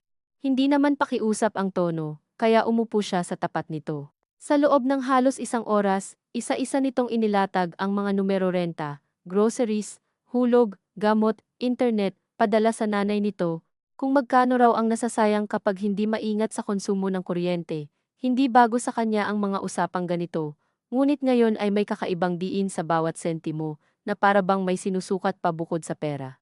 "Tingnan mo," sabi ni Ruben, pinapakita sa kanya ang isang kolum, "kung hindi tayo maagap, tayo ring mahihirapan sa dulo. Kaya kailangan talagang malinaw kung saan tayo naglalagay ng oras at atensyon." Napatingin si Alma sa listahan. Sa isang tabi, may sulat kamay itong maliit. "Unnecessary trips." Hindi naman sinabing sa pamilya niya iyon tumutukoy, pero agad niya ring alam. "Hindi naman ako laging umaalis," sabi niya, at sa sandaling marinig niya ang sarili, saka lang niya napansing may protesta na palang nakasama sa tono niya. Itinaas ni Ruben ang tingin. "Hindi ko sinabing umaalis ka palagi," pero hindi niya tinapos. Hindi niya alam kung ano ang gusto niyang ilaban, ang salita ba, ang intensyon, o ang pakiramdam na lagi na lang may nakahandang kahulugan laban sa kanya sa ilalim ng mga simpleng bagay. "Alma," sabi ni Ruben, sumandal sa upuan. "Bakit parang lahat na lang sa'yo may mali?" Doon siya natahimik. Dahil iyon ang pangungusap na pinaka nakapagpapalito sa kanya, kapag siya ang nakakaramdam ng pagkakaipit, ito pa ang lumalabas na naapi ng kanyang pakiramdam. Parang may ilusyong kailangang protektahan, at ang simpleng pagsabi na nasasaktan ka ay agad nagiging banta sa katahimikan ng ibang tao. "Wala," sabi niya sa huli. "Nakikinig lang ako." "Hindi ka nakikinig. Nagtatanim ka." Hindi siya nakasagot. Ilang segundo silang magkatinginan, at sa unang pagkakataon, ay hindi agad siya umiwas, hindi dahil handa na siyang lumaban, kundi dahil may pagod na mas mabigat sa hiya. Marahil nakita iyon ni Ruben, dahil ibinaba nito ang listahan at huminga ng mahaba. "Ayokong ganito tayo," sabi nito. "Pero hindi rin kita matutulungang ayusin ang sarili mo, kung ayaw mong magtiwala sa akin, ang sarili mo. Hindi na ang sitwasyon, hindi na ang pagitan nila." May kung anong bumigat sa likod ng dila ni Alma, ngunit pinigilan niya. Dahil alam niya na sa sandaling sabihin niyang hindi ang sarili niya ang problema, papasok na naman sila sa paikot na usapan na laging siya ang humihingi ng tawad sa dulo.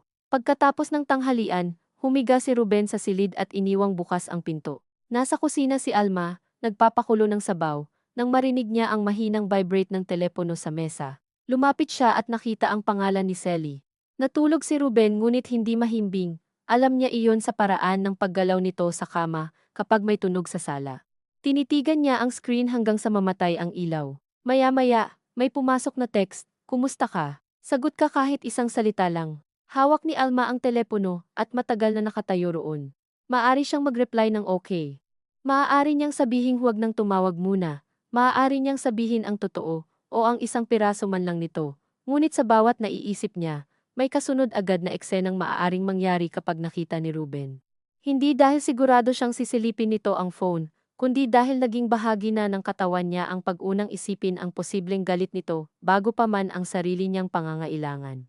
Dahan-dahan niyang itinipe ang salitang okay, ngunit bago pa niya mapindot ang send, biglang may ibang pangungusap na kusang sumulpot sa isip niya, hindi buo, hindi pa desisyon, pero may himig ng ibang direksyon, "Hindi ako okay." Napatitig siya roon, sa puwang sa pagitan ng dalawa. Ang isang sagot ay maikli, ligtas, pamilyar. Ang isa na may parang pagbubukas ng pinto sa loob ng bahay, na matagal nang hindi ginalaw, nanginginig ang daliri niyang binura ang okay. Ilang segundo pa ang lumipas bago niya muling pinindot ang screen at nagsulat, "Tawag ako kapag pwede." Hindi iyon buong totoo, hindi rin buong kasinungalingan. Ngunit nang maipadala niya iyon, may maliit na gumalaw sa dibdib niya, hindi ginhawa, hindi lakas, kundi ang alaala na may kakayahan pa siyang pumili ng 7 salita, nang walang pahintulot. Halos sabay doon ay may marahang ingay mula sa silid. Napalingon siya, nasa may pintuan na si Ruben, hindi niya alam kung kailan ito nagising. Hindi pa man malapit, alam na ni Alma na nakita nito ang phone sa kamay niya. Hindi galit ang mukha nito. Mas masahol marahil dahil tila pagod na naman. Sino yan? Tanong nito. Dito dati agad kumikipot ang isip ni Alma hanggang sa pinakamabilis na paliwanag. Ngunit hawak pa rin niya ang telepono at sa mainit-init na bakas ng ipinadala niyang mensahe ay may natira pang bagay na ayaw ng umurong ng buo. Si ate, sabi niya. Nag-text siya. At sinabihan kong tatawag ako kapag pwede. Tahimik si Ruben. Lumapit ito ng ilang hakbang. Sapat para makita niya ang mahigpit na paggalaw ng panga nito bago muling huminahon ang mukha. Bakit kailangan mo pang magsabi ng ganun? Dahil gusto ko siyang tawagan, hindi naman malakas ang boses niya. Ngunit malinaw iyon sa paraang matagal ng hindi. Para bang siya man ay narinig ang sarili sa unang pagkakataon matapos ang mahabang panahon. Saglit na parang hindi makahinga ng pantay si Ruben. Sa harap ko, tanong nito, o patago? Hindi patago. Talaga? Nasa pagitan nila ngayon ang mesa, ang telepono, ang mainit na sabaw na patuloy na kumukulo sa kusina. Walang naghahagis ng plato. Walang sumisigaw. Ngunit sa katahimikan, ramdam ni Alma ang pag-ipon ng isang bagay na matagal nang lumalaki sa anyong hindi makita ng iba. Ayokong may usapan kang wala akong alam, sabi ni Ruben. Hindi ako bata, sabi ni Alma, at sa mismong pagkakasabi niya noon ay may tumama sa loob niya takot agad. Kasunod ng kakaibang gaan na halos kasalanan ding maramdaman, matagal bago sumagot si Ruben. Tinitigan siya nito na parang may ibang taong biglang tumayo sa harap niya at kailangang kilalanin muna. Hindi ka bata, ulit nito sa wakas. Pero minsan umaasta ka na para bang hindi mo naiintindihan ang epekto ng mga ginagawa mo. Gusto niyang sabihing naiintindihan niya ng sobra, iyon nga ang problema. Sa halip, nanatili lang siyang nakatayo. Hindi na siya yumuko agad. Hindi rin siya humingi ng tawad, marahil iyon mismo ang naging pinakamalaking pagbabago sa hapon na iyon. Tumingin si Ruben sa telepono, saka sa kanya, saka tumalikod at bumalik sa silid ng walang ibang salita. Hindi iyon tagumpay. Sa totoo lang, mas nakakatakot ang walang agarang sagot mula rito. Sa natitirang oras ng hapon, gumalaw si Alma sa bahay na parang may manipis na salamin sa hangin na pwedeng mabasag sa maling tunog. Nagluto siya, nag-ayos, naghain ng hapunan. Lumabas si Ruben nang nagdidilim na, tahimik, maayos pa rin ang kilos, ngunit hindi na humingi ng kung anuman. Habang kumakain sila, wala halos nagsalita sa kanila, maliban sa kailangan. Asin, tubig, pakikuha. Sa dati, ang katahimikang iyon ay agad niyang pupunuan ng paliwanag o lambing upang hindi lumala. Ngayon, hindi niya ginawa, hindi dahil gusto niyang magmatigas, kundi dahil pagod na siyang akuin ang tungkuling ayusin ng mag-isa ang bigat na hindi naman siya ang lumikha. Nang matapos ang hapunan, tumayo si Ruben, dinala ang sarili niyang plato sa lababo, at bago pumasok sa silid ay sinabi, nang hindi tumitingin sa kanya, "Kung tatawag ka sa kapatid mo, dito ka sa sala." Hindi alam ni Alma kung pahintulot iyon o paalala ng sakop. Marahil pareho, tumango lang siya. Paghugas niya ng mga pinggan, naramdaman niya ang kirot sa balikat at bigat sa likod ng mata na tanda ng pagod. Nais sana niyang humiga na lang at hayaang lumipas ang gabi nang walang dagdag na paggalaw. Ngunit naroroon sa mesa ang telepono, tahimik, at sa loob niya ay may isang manipis na boses na kung hindi niya papansinin ngayon ay baka matutong manahimik muli ng mas matagal. Naupo siya sa sofa, itinapat ang telepono sa kandungan, at matagal muna itong tinitigan. Naririnig niya si Ruben sa silid pagbukas ng aparador. Kaluskos ng hanger, tubig sa banyo. Nandoon pa rin ang takot, hindi naman nawala ng dahil lang sa isang malinaw na sagot. Ngunit may bago na ring kasama nito ngayon, ang hindi naganap na pagkapaniwala na kasalanan niya ang bawat pagnanais na umabot sa sariling kapatid. Dahan-dahan niyang pinindot ang pangalan ni Selly. Isang ring pa lang, sumagot agad ito, na para bang buong araw na nakahawak sa telepono. Alma, mahina lang ang hininga ni Alma nang sabihin niyang, "Ate." Wala pang ibang salita ang sumusunod. Sa silid, huminto ang kaluskos. Narinig niya iyon ng malinaw, ang biglang pahinga sa kabilang kwarto, ang katahimikang may pakiramdam ng pakikinig. Humigpit ang hawak niya sa telepono, at sa loob ng ilang segundo ay wala siyang magawa kundi pakinggan ang sariling tibok at ang boses ng kapatid niyang naghihintay, maingat, buhay na buhay sa kabilang dulo ng linya.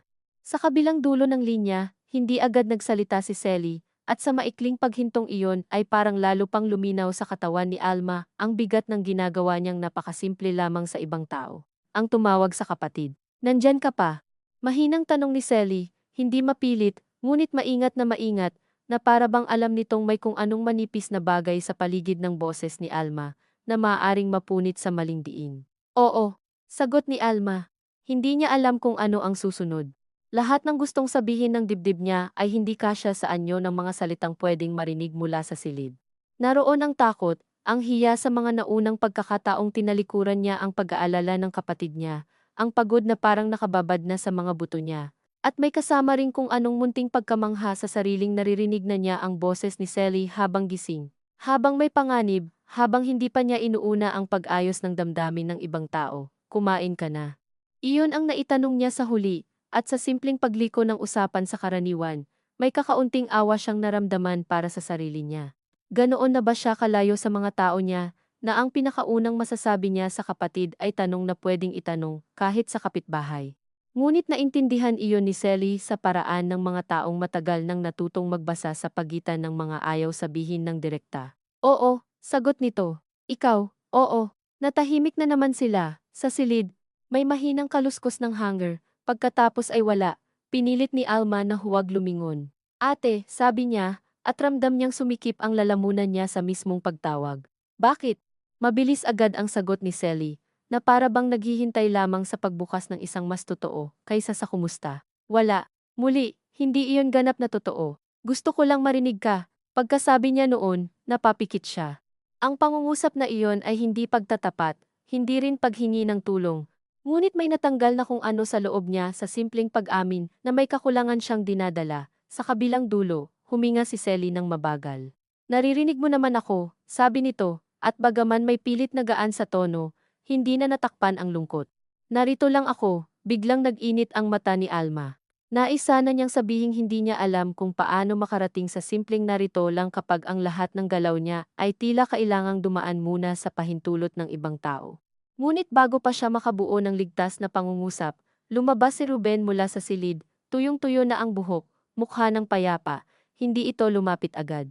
Umupo lang ito sa dulo ng sofa, sapat ang layo para hindi masabing nakikialam, sapat ang lapit para maramdaman sa balat ang presensya nito. Ate, mamaya ulit, sabi ni Alma, at pinilit niyang gawing normal ang boses. Sige, sagot ni Sally.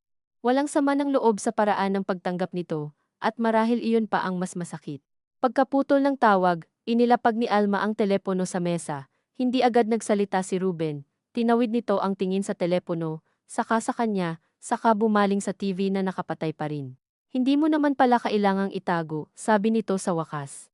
Kung ganyan lang. Hindi alam ni Alma kung iyon ba ay paghupa o mas malalim na pagmamapa sa mga posibilidad. Hindi siya sumagot. Nang humiga sila sa gabing iyon, nakatalikod si Ruben sa kanya. Dati, kapag ganoon ang posisyon nito, alam ni Alma na may tampo at kadalasan ay siya ang unang gumagalaw hahawak sa braso, magtatanong kung galit ba, hahanap ng puwang upang maibalik sa dating lambing ang pagitan. Ngayong gabi, humiga lang din siya ng tuwid, nakaharap sa kisame, at pinakinggan ang tunog ng mga sasakyang dumaraan sa labas. Hindi siya mapalagay, hindi dahil may inasahan siyang pagsabog, kundi dahil walang dumating. Minsan, mas nakakapagod hulaan ang walang salita kaysa sa malinaw na galit. Ngunit sa pagod na iyon ay may kakaiba ring natira sa kanya. Hindi niya pinilit ayusin ang katahimikan, at kahit maliit, alam niyang may nabago roon na hindi na niya kayang lubos balewalain kinabukasan. Sa umaga, bumangon si Ruben na parang walang nangyari. Naghilamos, nagsipilyo, naupo sa mesa. Nang ihain ni Alma ang almusal, tinanong lamang siya nito kung nasaan ang toyo. Nang makita nitong nasa tabi lang ng plato, tumango ito na para bang pareho silang may obligasyong panatilihing ordinaryo ang bahay. Ngunit habang kumakain sila, napansin ni Alma na nasa tabi ng mangkok ni Ruben ang telepono niya, screen down, at sa simpleng pagkakalapag na iyon ay may paalala na ang lahat ng payapang anyo sa kanilang bahay ay may laging kasamang kondisyon. Pagkatapos kumain, inabot ni Ruben sa kanya ang telepono. Dalhin mo, sabi nito. Nagulat siya sa luwag ng kilos. Basta sagutin mo kung tatawag ako. Tinanggap niya iyon at agad ding naramdaman ang halo ng ginhawa at pagdududa. Minsan, ang ibinabalik ay hindi na talaga maibabalik sa dating pakiramdam. Umalis si Ruben nang walang dagdag na bilin maliban sa huwag mong kalimutan ang labada. Nang marinig ni Alma ang pagsara ng pinto at ang pamilyar na ikot ng susi, sandali siyang natigilan bago kusang lumapit upang subukan ang doorknob. Bumukas iyon. Napaatras siya ng bahagya, hindi dahil sa takot kundi sa gulat na may halo pang hinala. Muli niya itong pinihit, talagang bukas. Saglit na parang nag-iba ang timbang ng hangin sa apartment. Walang nagsabing pwede siyang lumabas. Wala ring hayagang pagbabawal. Ngunit naroroon ang pinto, ordinaryo uli sa anyo, na para bang ang mga nakaraang araw ay maaaring pagdudahan kahit ng sariling kamay, hindi siya agad lumabas. Sa halip, naupo siya sa sofa at tumingin sa pinto na para bang may bagong katauhan itong kailangang pag-aralan. Maaaring sinadya iyon ni Ruben upang ipakitang siya ang nagmamalabis mag-isip. Maaaring gusto nitong patunayan na kaya nitong bawiin ang higpit anumang oras at kung gayon, lalong mahirap ipaliwanag ang bigat ng dati. O baka, saglit lamang, napagod na rin ito. Ngunit hindi iyon ang una niyang inisip nang tumingin siya sa bukas na pinto. Ang una niyang naramdaman ay hindi tuwa kundi pagkailang sa sariling hindi alam kung ano ang gagawin sa puwang kapag binigyan ng isa. Naglinis muna siya. Nagbabad ng damit, nagwalis, 2 beses siyang napahinto sa kusina, tinitingnan ang tsinelas sa tabi ng pinto na para bang may sagot doon. Hindi niya tiyak kung gusto niyang lumabas para lang patunayang pwede o dahil may totoong pupuntahan siya. Mabilis namang dumating ang pangalan ni Sally sa isip niya, kasunod ang mukha ng ina nilang huling nakita niya sa screen lang ng telepono, mas payat ng kaunti, pero pilit pa ring nagbibiro, naisip niya ang maliit na chapel sa dulo ng street. Ang tindahan ng bigas sa ibaba, kahit ang simpleng paglakad sa may kanto para bumili ng suka na wala naman talaga silang kailangan. Ngunit sa bawat iniisip niyang dahilan ay may kapalit agad na kaba. Paano kung tawagan siya ni Ruben at hindi niya marinig dahil nasa labas siya? Paano kung makita siya ng guard at basta maisingit iyon sa kwento kapag dumaan si Ruben? Paano kung umuwi itong bigla at maabutan siyang wala? Habang lalo niyang iniisip ang lahat ng iyon, sa kanya naunawaan na hindi sapat na mabuksan ang pinto para sabihing malaya na ang loob na matagal ding tinuruan ng pag-iingat. Bandang 11:00, tumawag si Sally. Tiningnan ni Alma ang screen ng ilang segundo bago sumagot. Ate, sabi niya. Pwede ka bang lumabas? Tanong agad nito, mababa ang boses, hindi utos, ngunit may desisyong pilit tinatago sa kahinahunan. Hindi agad nakasagot si Alma. Bakit? Kahit 10 minuto lang. Baba ka sa tindahan sa ibaba, nandito ako sa kanto. Napatingin siya sa pinto, ate. Makikinig lang ako, hindi kita pipiliting magsalita ng ayaw mo. Gusto lang kitang makita. Napaupo si Alma sa armrest ng sofa. Naalala niya ang una niyang pagtanggi, ang pagyukod ni Sally sa ibaba, ang supot ng tinapay sa kamay ng guard. Biglang may hiya na muling umakyat sa leeg niya, ngunit may kasama na ring inis sa kung paano siya natutong matakot sa simpleng pagkikita. Bakit ka pumunta? Tanong niya, at sinadya niyang huwag gawing masakit ang tono, ngunit narinig pa rin niya ang pagod doon. Dahil kapatid mo ako, sabi ni Sally, diretso at tahimik, at dahil hindi kita matansya sa telepono. Hindi sumagot si Alma. Sa bintana, tila mas maliwanag ang araw sa labas kaysa karaniwan. Ang tindig ni Sally sa kanto ay naalala niya, kahit hindi pa niya tinitingnan. Alma, dagdag ni Sally, kung hindi ka pwede, sabihin mo lang. Pero huwag mo kong kausapin na parang ako pa ang mali dahil nagpunta ako. Napakagat si Alma sa labi. Matagal nang walang nagsasalita sa kanya ng ganoong hindi para saktan siya, kundi para ibalik sa tamang lugar ang bagay na matagal nang nababaligtad sa loob niya. Sandali, sabi niya sa huli. Tumayo siya, inilagay ang telepono sa bulsa ng saya, at lumapit sa pinto na para bang hindi niya pag-aari ang sariling kamay. Binuksan niya iyon ng dahan-dahan. Naroon pa rin ang hallway. Ang parehong ilaw na mapusyaw, ang bahagyang amoy ng luma at sabong panlaba, ang unit ng kapitbahay na nakasara. Wala namang nagbago, ngunit sa bawat hakbang niya papunta sa hagdan, ramdam niya ang pagtibok ng puso sa lalamunan. Hindi siya tumakbo, hindi rin siya nagkunwaring walang kaba. Bumaba siya ng isa-isa ang baitang, hawak ang railings ng bahagya, at sa bawat palapag ay may pakiramdam siyang maaaring marinig ang pag-uwi ni Ruben kahit alam niyang nasa opisina pa iyon. Pagdating sa ibaba, agad niyang nakita si Sally sa tapat ng tindahan, hawak ang payong na sarado. Nang magtama ang mata nila, walang dramang naganap, walang yakap na matagal. Lumapit lang si Sally at tiningnan siya mula ulo hanggang paa sa paraang pamilyar mula pagkabata pa, hindi panghusga, hindi pag-usisa lang, kundi pagtiyak na buo pa ang taong kaharap. Kumain ka ba? Iyon ang una nitong tanong, At muntik nang matawa si Alma sa kirot ng pagiging normal ng pag-aalala. Oo, sagot niya. Ikaw? Oo. Sandali silang parehong tumingin sa ibang direksyon, na para bang kailangang bigyan muna ng puwang ang pagkikitang iyon, upang hindi agad mabigatan ng lahat ng hindi nasabi. Tara, doon lang sa may lugawan. 5 minuto. Ayoko nang lumayo, sabi ni Alma, at hindi niya alam kung ang tinutukoy niya ay ang apartment, ang takot, o ang bersyon ng sarili niyang mas madali pa ring umatras. Tumango si Sally. Sige, dito lang.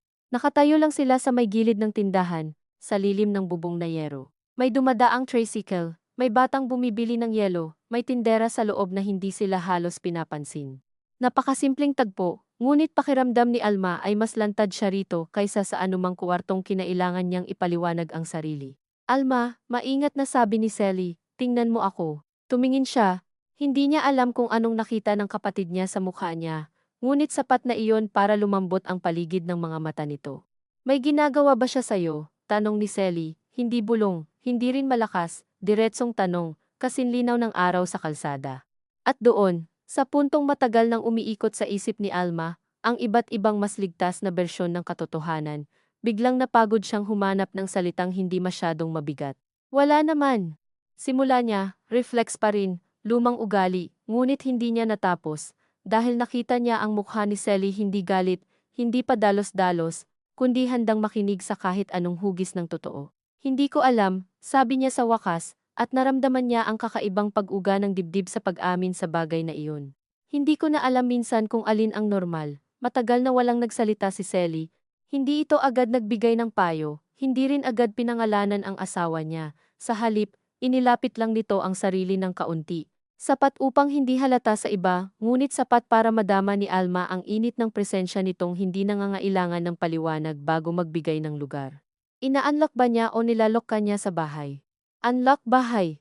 Tanong ni Sally pagkalipas ng ilang sandali. Napahawak si Alma sa strap ng tsinelas niya. Minsan, hindi niya naituloy kaagad, may mga araw na ayaw bumukas. Hindi tumaas ang boses ni Sally. Kinukuha ba niya phone mo? Tumango si Alma. Isang maliit na tango lamang. Ngunit pagkagawa niya noon ay para siyang may iniwang bagay sa pagitan nilang dalawa na hindi na kayang bawiin ng buo.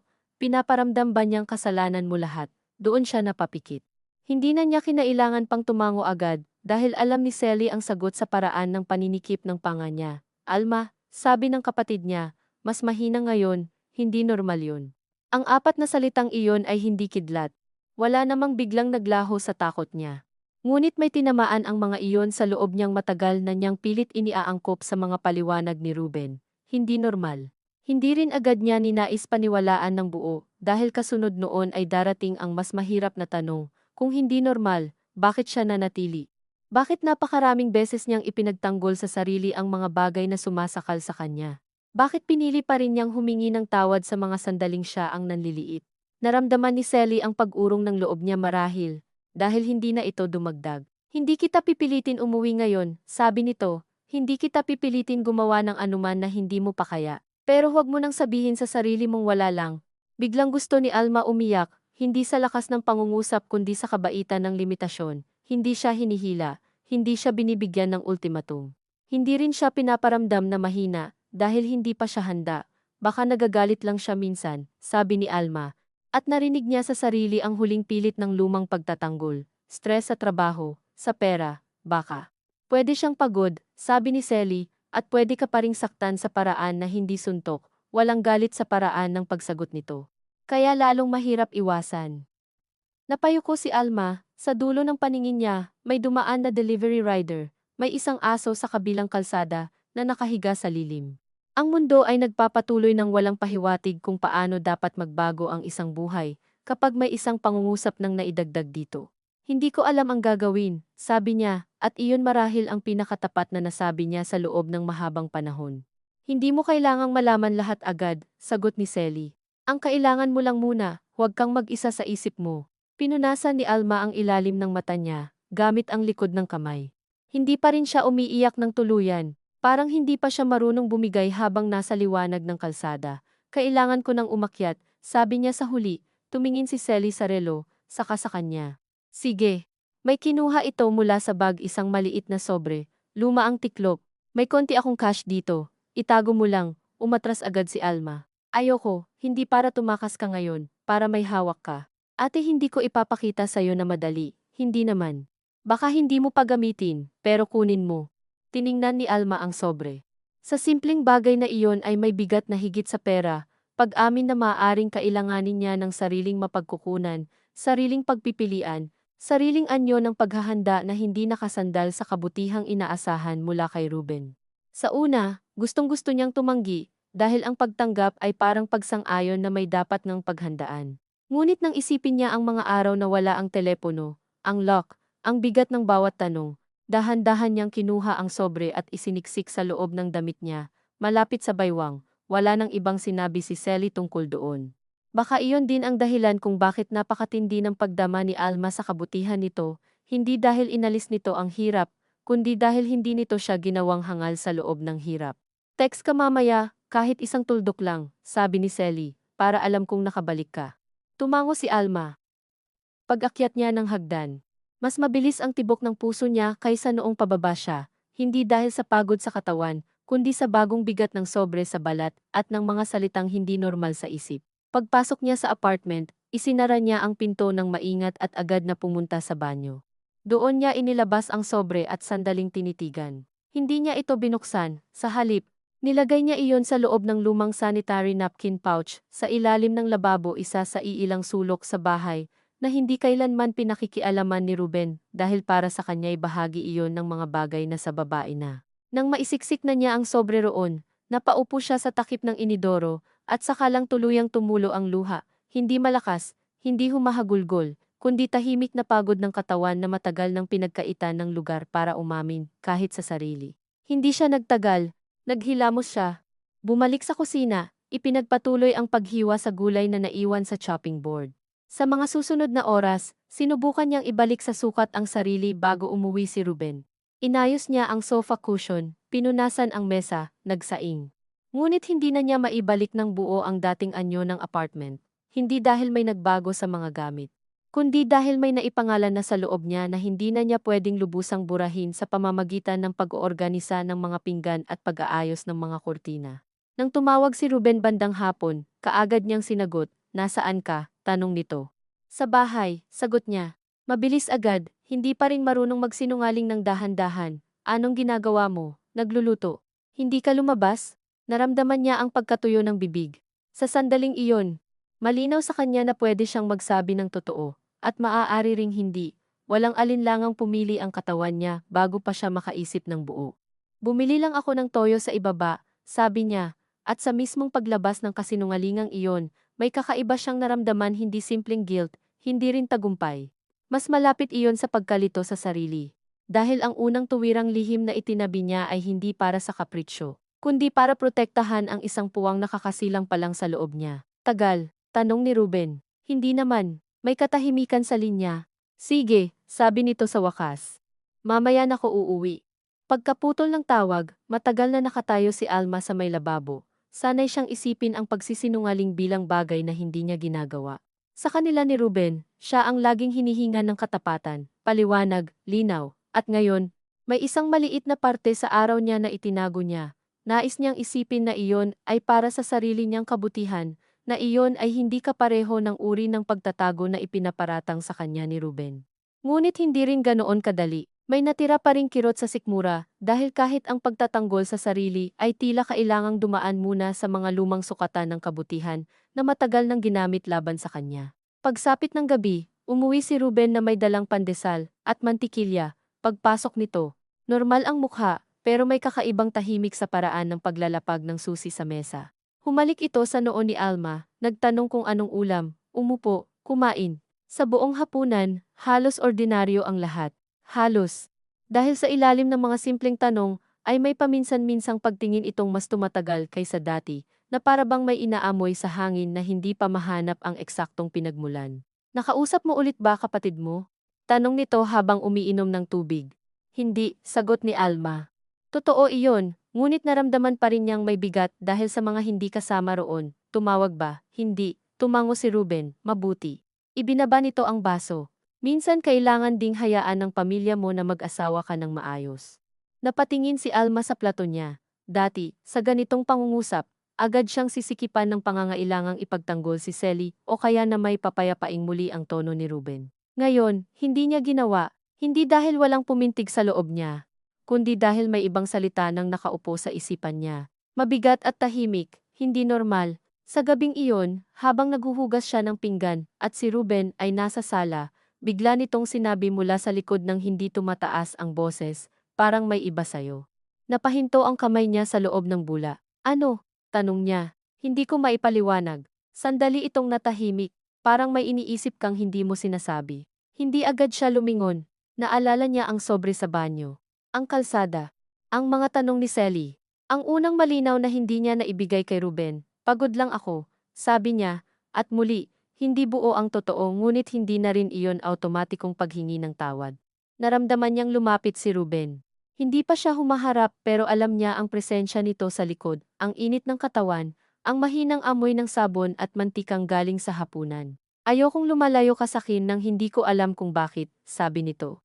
Parang lambing kung hindi mo alam ang lahat ng nauna, parang pag-aalala. Ngunit habang nakatayo si Alma sa harap ng lababo, basa ang mga kamay, napagtanto niyang may bahagi sa kanya na hindi na lubusang natitinag sa ganitong anyo ng pagsasalita, gaya ng dati. Hindi dahil hindi na siya natatakot pa rin siya, ngunit sa takot na iyon ay may kakabit ng kaunting pagkakilala. Ito ang paraan ng paglapit na laging may kasamang pagsakop. Hindi ako lumalayo, sabi niya. Totoo iyon sa isang antas. Naroon pa rin siya sa bahay, naghahain, naghuhugas, natutulog sa tabi nito, ngunit alam niyang hindi iyon ang tinutukoy ni Ruben. Hinawakan nito ang magkabilang braso niya, hindi masakit, sapat lang upang paalalahanan siya sa anyo ng pag-aari. Tumingin ka sa akin, dahan-dahan siyang lumingon, magkalapit sila. Hindi galit ang mukha ni Ruben.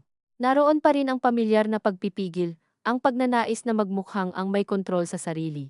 Kapag may problema ka, sabi nito, sakin ka magsabi. Hindi sa labas, sa loob ni Alma, may sabay na gumalaw, ang lumang ugaling halos gustong tumango agad, at ang bagong kaalamang tahimik na tumutol. Hindi niya alam kung alin ang mas malakas. Marahil wala sa dalawa ang tunay na panalo sa sandaling iyon. Hindi naman lahat ng nasa labas kalaban, sabi niya, at hindi niya inakalang masasabi niya iyon nang hindi nanginginig ang boses. Sa unang pagkakataon ng gabing iyon, may sumilay na tigas sa mukha ni Ruben na hindi agad na itago. Kumunot ang noo nito ng bahagya, saka binitawan siya, kaya pala, sabi nito, halos sa sarili, kaya pala ang tapang mo ngayon. Hindi sumagot si Alma. Ang salitang tapang ay parang maling sukat para sa nararamdaman niya. Wala siyang naramdamang panalo, ni hindi nga niya alam kung ang simpleng pagbigkas sa pangungusap na iyon ay may kahihinat ng hindi pa niya nahaharap. Ngunit naramdaman niyang may naputol na tahimik sa pagitan nila hindi buo, hindi tuluyan, ngunit sapat para hindi na sila makabalik ng payapa sa dati nilang mga pormang parang walang nangyayari. Umurong si Ruben ng isa pang hakbang at tumingin sa pinto, sa telepono sa mesa, sa kanya. Simula bukas, sabi nito, mas mababa ang boses, hindi ka nalalabas ng hindi ko alam kung saan. Maliwanag, ang mga pinggan sa lababo ay basa pa. Ang tubig ay umaagos ng manipis mula sa gripo, na hindi niya namalayang nakabukas pa. Sa paligid nila, pareho pa rin ang kusina, ang mesa, ang ilaw. Ngunit sa ilalim ng mga ito ay may bagong linaw na sumikip sa dibdib ni Alma. Hindi na niya kayang isipin na simpleng kalituhan lamang ang lahat. Hindi na rin niya kayang magkunwaring wala pa siyang kailangang paghandaan. Tiningnan niya si Ruben, at sa mismong sandaling iyon, ay alam niyang wala pa siyang sapat na lakas para gawin ang lahat ng maaaring inaasahan ng ibang tao, sa salitang umalis, ngunit mayroon nang nagsimula sa loob niyang hindi na lubusang susunod ng nakapikit. Hindi siya sumagot agad. Sa katahimikang iyon, narinig niya ang sariling tibok, ang tuloy-tuloy na patak ng gripo, ang mahinang ugong ng traffic sa labas, at sa ilalim ng lahat ng iyon, ang bagong bigat ng sobre sa alaala ng katawan niya. Parang maliit na patunay na may isang bahagi ng bukas na hindi naganap na hawak ng kamay ni Ruben. Nang gabing iyon, wala nang sumunod na mahahabang salita. Isinara ni Alma ang gripo, pinunasan ang kamay niya sa tuwalya, at tumango ng bahagya na para bang may tinanggap siyang utos. Ngunit sa loob niya alam niyang hindi iyon pagsang-ayon kundi paraan lamang upang makatawid sa nalalabing oras ng gabi, nang hindi na muling sumabog sa anyong hindi naman kailanman hayagang sumisigaw sa kanilang bahay. Pumasok si Ruben sa silid na tila naniniwalang sapat na ang nasabi, upang maibalik sa dating lugar ang mga bagay. Si Alma naman ay nanatili sa kusina ng ilang sandali, nakatingin sa bula sa lababo na unti-unting numinipis hanggang mawala, at sa simpleng paghihintay na iyon ay may naramdaman siyang pagod na iba sa lahat ng pagod na naranasan niya noong mga nakaraang buwan. Hindi na ito iyong pagod na humihiling lang ng tulog o katahimikan. Mas malapit ito sa pagkapagod ng isang bagay na matagal nang nakayuko at ngayon ay hindi pa man tuwid ay hindi na rin kayang yumuko ng gaya ng dati nang hindi nakakaramdam ng sakit sa sariling buto. Nang humiga siya sa kama, nakatalikod si Ruben, at sa pagitan nila ay may makitid na espasyo na dati-rati ay madali niyang tawirin sa pamamagitan ng isang pagdantay ng kamay o marahang paghingi ng tawad na hindi naman malinaw kung para saan. Ngayon, hindi niya tinawid iyon. Humiga siya ng tahimik, bukas ang mata sa dilim, at pinakinggan ang tunog ng bentilador, ang mga sasakyang dumadaan sa malayo, ang sariling dibdib na hindi pa rin pantay ang bagsak ng tibok. Sa ilalim ng lahat ng ito, naroon ang sobre sa banyo, na para bang hindi pera ang laman kundi isang anyo ng tanong na hindi na niya maibalik sa kapatid niya, at hindi na rin niya lubos maisasantabi sa isip. Hindi niya alam kung ang pagkuha niya noon ay simula ba ng pag-alis o simula lang ng hindi naganap na pagsunod. Ngunit sa kauna-unahang pagkakataon matapos ang mahabang panahon, ang bukas ay hindi na lang nakikita niyang pader. Hindi pa pinto, marahil.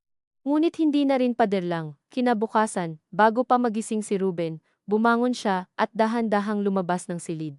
Hindi niya kailangang magmadali, subalit maingat ang bawat kilos niya sa kusina, parang may kinikilalang bagong timbang ang sarili niyang katawan.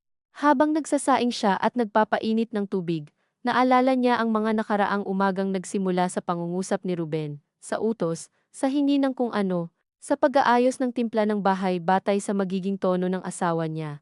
Ngayong umaga, bago pa ito makapagsalita, malinaw na sa isip ni Alma ang isang maliit na desisyong halos wala namang anyo sa paningin ng ibang tao. Ibabalik niya sa bag niya ang isang lumang blouse, isang pares ng underwear, at ang maliit na pouch na may sobre. Hindi niya sasabihin sa sarili niyang aalis na siya ngayon. Hindi niya pa kaya ang pangungusap na iyon. Ngunit kaya niya ang paghahanda na hindi ipinapaalam. At marahil, iyon muna ang pinakatapat na kaya niyang gawin para sa sarili niya. Inilabas niya ang lumang eco bag na nakatupi sa ilalim ng lababo. Inilagay muna roon ang dalawang kitchen towel na dumating ilang araw na ang nakalilipas. Pagkatapos ay nang siguruhing hindi pa rin nagigising si Ruben, maingat niyang isinilid sa ilalim ng mga iyon ang blouse, ang underwear, at ang maliit na pouch. Nang matapos niya, ibinalik niya ang bag sa pinakailalim ng cabinet sa kusina, sa likod ng lalagyan ng mantika na bihirang galawin. Wala pa iyong kasinlaki ng plano. Ngunit sa mismong pagtatago niyang iyon, may bahagyang paglaya siyang naramdaman, kasabay ng hiya na parang nagkakasala pa rin siya sa simpleng pag-aayos ng posibleng kailanganin niya. Nang lumabas si Ruben mula sa silid, nakahanda na ang almusal, at ang mukha ni Alma ay maayos na sa paraang nasanay na nitong isuot kapag kailangan niyang itago ang dami ng gumagalaw sa loob. Umupo si Ruben sa mesa at tiningnan siya ng ilang segundo bago nagsimulang kumain. May natira pa ring tigas sa hangin mula sa kagabi, ngunit hindi na iyon pinangalanan. Mamaya baka gabihin ako, sabi nito habang pinuputol ang itlog gamit ang kutsara. May hahabuling report, tumango si Alma. Sige, at kung lalabas ka, magpaalam ka. Hindi na utos ang tono, kundi paalala na mas mapanganib marahil dahil mas mahinahon. Napatingin si Alma sa tasa niyang may kape. Sige, sagot niya muli, at habang binibigkas niya ang salitang iyon, napansin niyang wala na roong dating automatikong pagsang-ayon. Naging anyo na lamang iyon ng pagtatapos sa usapan. Alam niya ang pagkakaiba kahit hindi iyon mahahalata ng ibang tao. Maaaring naramdaman din ni Ruben, dahil pag-angat nito ng tingin, ay may pag-aaral sa mukha niya na para bang naghahanap ng sukat ng pagbabagong hindi pa niya mapangalanan. Ngunit wala na itong sinabi. Umalis ito ng alas 8, dala ang laptop bag, ang susi, at ang pamilyar na amoy ng aftershave na minsan ay naiugnay pa ni Alma sa ginhawa ng pagiging may asawa. Pagkarinig niya ng pagsara ng pinto, naghintay muna siya ng ilang segundo bago lumapit. Nang subukan niya ang doorknob, bukas iyon. Huminga siya ng mababaw at napaupo sa armrest ng sofa. Hawak ang telepono na hindi niya namalayang kinuha na pala mula sa mesa. Maaari siyang bumaba, maaari rin siyang manatili. Sa simpleng kalayaang ito, mas malinaw niyang nakita kung gaano kalalim ang naging pagsasanay sa kanya ng mga nakaraang buwan, na kahit wala ang kamay na pumipigil, may bahagi pa ring natatakot gumalaw ng kusa. Tinawagan niya si Sally. Isang ring pa lamang ay sumagot agad ito. Alma, ate, sabi niya. Pwede ba? Kung pupunta ako sa inyo ngayon. Hindi niya pinlano na ganoon agad ang lalabas sa bibig niya. Marahil dahil pagod na siyang humawak sa mga salitang kalahati lang ang totoo. Sa kabilang linya, huminga si Sally ng marahan, hindi ito sumigaw sa tuwa. Hindi rin nagtanong agad ng kung ano-ano. Pwede, sagot nito, pupuntahan kita. Hindi, sabi ni Alma. At biglang naramdaman niyang gusto niya ang mismong bigat ng desisyong gagawin sa sariling mga paa. Ako na. Muli, hindi pinilit ni Sally na palakihin ang sandali. Sige, nandito lang kami. Pagkatapos ng tawag, naupo si Alma sa sofa ng ilang minuto, hawak ang telepono sa kandungan, hindi pa rin siya tuluyang kumikilos. Sa loob niya ay may nagbabanggaang takot at pagnanais na mahirap ihiwalay. Hindi niya alam kung ang pagpunta niya sa Bulacan ay pag-alis na ba talaga, o paghinga lang muna. Hindi niya alam kung ano ang sasabihin niya sa nanay niya, kay Sally, sa sarili niya kapag nakarating na siya roon. Hindi niya alam kung tatawagan siya ni Ruben sa daan, o kung anong anyo ng galit ang haharapin niya kapag nalaman ito. Ang alam lang niya ay ang pananatili ngayon, sa mismong umagang ito, ay magpapatuloy sa linya ng mga araw na unti-unti nang nagpapatibay sa anyong hindi na niya kayang ipagtanggol bilang wala lang. Tumayo siya. Dinala niya ang bag mula sa kusina papunta sa silid at kumuha ng isa pang blusa, isang maliit na bimpo, at ang lumang wallet na matagal nang walang laman maliban sa ID niya at ilang resibo. Inilagay niya roon ang telepono at charger. Sa banyo, kinuha niya ang pouch na may sobre at isiniksik ito sa loob ng bag. Pagkatapos, tumayo siya sa gitna ng silid at tiningnan ang paligid. Ang kama na maayos ang pagkakalatag. Ang kurtinang minsang siya ang pumili, dahil sabi ni Ruben, ay mas maganda ang kulay kung hindi masyadong mapansin ang alikabok, ang maliit na frame ng kasal nila sa ibabaw ng drawer. Lumapit siya sa frame, kinuha ito, at pinunasan ang salamin gamit ang hinlalaki. Bata pa ang mukha niya roon, at may kakaibang lambot sa mga mata niya, na hindi lang dahil sa araw ng kasal, kundi dahil sa panahong iyon. Buo pa ang paniniwala niyang ang pag-aalaga, at ang paghigpit ay magkaibang bagay na kaya niyang makilala agad kapag dumating sa buhay niya. Ibinaba niya muli ang frame, hindi niya iyon isinama. Hindi rin niya itinapon. Wala siyang malinis na pagtatapos na maiaalok sa kahit anong alaala. Bago siya lumabas ng apartment, sumulat siya sa maliit na piraso ng papel mula sa grocery list pad, umuwi muna ako kina mama. Kailangan ko munang huminga, hindi niya nilagdaan. Hindi rin niya ipinaliwanag ng buo. Ilang minuto niyang tinitigan ang pangungusap bago inilapag sa ibabaw ng mesa katabi ng asukal. Sa isang bahagi ng isip niya, alam niyang maaaring kulang iyon. Sa isa namang bahagi, alam niyang anumang haba ng paliwanag ang iwan niya ay magagamit lamang laban sa kanya sa paraang matagal na niyang kilala.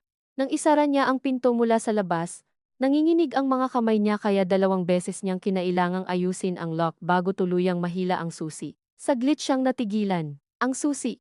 Nasa loob pala ng pinto ang ekstrang susi ng apartment, nakasabit sa maliit na hook na dati ay para sa emergency lang. Hindi niya alam kung kailan iyon ibinalik doon, o kung sadyang nakalimutan lamang ni Ruben.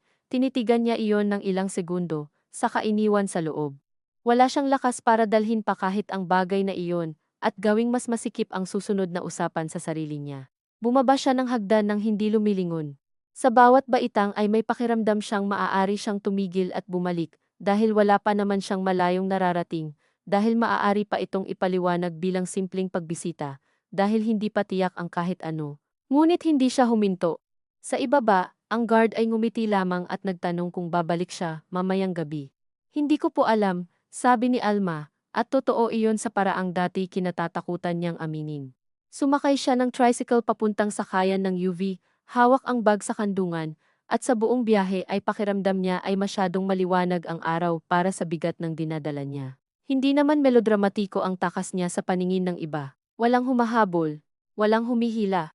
May mga estudyanteng nagkukwentuhan sa katabi niyang sasakyan, may tindang mangga sa tabi ng kalsada, may isang lalaking nakaunipormeng nagmamadali sa pedestrian lane. Gayunman, bawat karaniwang detalye ay tila mas matalim sa pakiramdam niya, dahil sa unang pagkakataon sa mahabang panahon, nasa gitna siya ng sarili niyang galaw na hindi iniaangkop sa inaasahang reaksyon ng asawa niya. Nang tumawag si Ruben, habang nasa UV siya, agad niyang nakita ang pangalan sa screen at halos bumalik sa dati ang katawan niya. Ang mabilis na tibok, ang pagkatuyo ng bibig, ang pagnanais na sagutin agad at pahupain ang anumang darating. Ngunit naroon ang bintana sa tabi niya, ang kalsadang patuloy na lumalayo sa apartment, at ang bigat ng bag sa kandungan na hindi na lamang pamimili o labada. Sinagot niya sa ikatlong ring, "Nasaan ka?" Agad na tanong ni Ruben. Wala pang bati, wala nang paikot. Napapikit si Alma ng sandali, "Pauwi ako kina mama." Sabi niya. Mabilis ang hininga sa kabilang linya. "Ano? Kailangan ko munang umuwi." "Anong ibig mong sabihin kailangan?" Sa loob ng sasakyan, may bata sa harap na nakasandal sa nanay niya, tulog, may tumatawid na tanim sa gilid ng daan. At sa gitna ng mga iyon, si Alma ay nakaharap sa boses na matagal nang humubog sa laki ng kanyang pag-urong. "Pagod na ko," sabi niya, at kasabay ng paglabas ng pangungusap na iyon ay naramdaman niyang hindi iyon sapat upang sabihin ang lahat. Ngunit iyon marahil ang pinakasentro ng katotohanan na kaya niyang dalhin sa mismong sandali. Tahimik si Ruben ng ilang segundo, at alam ni Alma ang katahimikang iyon hindi kawalan ng sagot, kundi pag-iipon ng tamang anyo ng pagkontrol. "Dahil lang sa sinabi ko kagabi," tanong nito, "gagawin mo to?" "Hindi lang kagabi. Alma, huwag kang magpaloko sa mga tao sa labas ng bahay natin." Halos gusto niyang tumawa sa pagod sa paraan ng paglabas ng pangungusap na iyon. Maging ang paghinga niya ay naisasalin pa rin nito, bilang impluwensya ng iba. "Hindi ako niloloko," sabi niya. "Ako lang to." Muli, may katahimikan. Pagkatapos ay mas mababa ang boses ni Ruben, halos malambing, at sa mismong pagdulas nito pabalik sa anyong iyon, ay sa kanya lalong nakita ang buong guhit ng mga nakaraang buwan. "Bumalik ka. Pag-usapan natin ng maayos, huwag mo kong iwan sa ganito." Kumirot ang dibdib ni Alma, dahil iyon ang bahagi ng lahat ng ito, na hindi kailanman magiging simple. May mga pagkakataon pa ring tunog sugatan si Ruben. May mga sandaling ang pagmamakaawa nito ay hindi ganap na peke kundi halo ng pangangailangan, pagmamay-ari, takot, at ugaling matagal ding pinaboran ng mundo sa kanya bilang lalaki at asawa. Naroon ang tukso na bumalik, hindi dahil gusto niyang manatili, kundi dahil ayaw niyang siya ang magmukhang malupit sa dulo ng usapan. Ngunit naalala niya ang lock, ang telepono sa bulsa ni Ruben, ang paraan ng paghawak nito sa baba niya para piliting tumingin, ang simpleng pangungusap ni Sally na hindi normal, at higit sa lahat, ang pagod na hindi na kayang lumuhod sa mismong lugar kung saan ito pinatagal na walang pangalan. "Hindi pa ako babalik ngayon," sabi niya. Hindi niya sinabing hindi na. Hindi pa niya kayang sabihin iyon, "Kailangan ko lang munang lumayo." Huminga si Ruben ng malalim sa linya, "At kailan ka babalik?" Tumingin si Alma sa bintana. Pumapasok na sila sa mas maluwag na bahagi ng daan. Ang lungsod ay paunti-unti nang nagiging ibang kulay ng alikabok at araw. "Hindi ko alam," sagot niya, at muli, iyon ang totoo. Sa pagkakataong ito, wala nang galit sa sumunod na katahimikan ni Ruben. Mas mabigat iyon, mas malamig. "Sige," sabi nito sa huli. "Gawin mo kung anong gusto mo." Pagkaputol ng tawag, matagal na hinawakan ni Alma ang telepono sa tenga, kahit patay na ang linya, hindi siya umiyak agad. Sa halip, nakaramdam siya ng kakaibang paglutang, na para bang hindi pa nakakakuha ng direksyon ang katawan niya matapos ang isang desisyong matagal niyang iniikot-ikutan. Nang makarating siya sa bahay ng pamilya niya sa Bulacan, si Sally ang unang sumalubong sa gate. Hindi ito nagsabi ng "I told you so", hindi rin nagtanong ng sunod-sunod, kinuha lamang nito ang bag ni Alma sa isang kamay, at hinawakan ang likod niya ng bahagya sa isa pa habang papasok sila. Sa loob, naaamoy pa rin ang parehong pinakuluang dahon ng bayabas na madalas gamitin ng mama nila sa hapon, ang lumang kahoy ng kabinet, ang halong alikabok at lutong bahay na minsang ikinahihiya ni Alma noong mas bata siya at ngayoy biglang nakapagpapabigat ng lalamunan sa pamilyar. Nakaupo ang mama nila sa sala, may maliit na panyo sa balikat, at nang makita siya ay hindi agad umiyak o nag-usisa. "Kumain ka na ba?" tanong nito. Napatawa si Alma ng kaunti sa gitna ng halos pagsabog ng damdamin. Dahil sa pamilya nila, kahit ang pinakamabibigat na pagbabalik, ay sinasalubong muna ng tanong kung kumain ka na ba. "Hindi pa masyado," sagot niya. Tumango ang mama niya. May tinola sa kusina. Wala nang sumunod na malalaking pangungusap. Hindi siya ininteroga, hindi siya pinalaki agad ang nangyari. Hinayaan lang siyang umupo, humawak sa baso ng tubig, at maramdaman ang tahimik na pagdating sa lugar na hindi perpekto, hindi marangya, may sarili ring mga pagkukulang at dating sama ng loob. Ngunit wala ang partikular na higpit na matagal nang nakapalibot sa bawat salita niya. Kinagabihan, saka lamang sila nagkausap ni Sally sa likod ng bahay, habang mahina ang tunog ng TV sa loob at nagpapahangin ang mama nila sa sala. "Hindi kita tatanungin ng lahat ngayon," sabi ni Sally, "pero alam mo namang hindi kita pababalikin doon bukas," nang parang walang nangyari. Nakatingin si Alma sa madilim na bahagi ng bakuran kung saan minsang nagtatanim ng sili ang mama nila. Hindi ko rin alam kung anong susunod, sabi niya, hindi ko pa rin masabing tapos na, hindi mo kailangang sabihin ngayon. Saglit na natahimik si Sally, ang kailangan lang muna, may oras kang marinig uli ang sarili mo ng walang bantay. Sa gabing iyon, natulog si Alma sa lumang silid nilang magkapatid, sa kutson na mas matigas kaysa sa kama nila ni Ruben, sa kumot na may luma ng amoy ng aparador at araw, hindi siya agad nakatulog. 2 beses siyang napabangon ng akala niya'y may mensahe ang telepono, ngunit ang naroon lamang ay isang missed call mula kay Ruben at wala ng iba, hindi niya binalikan.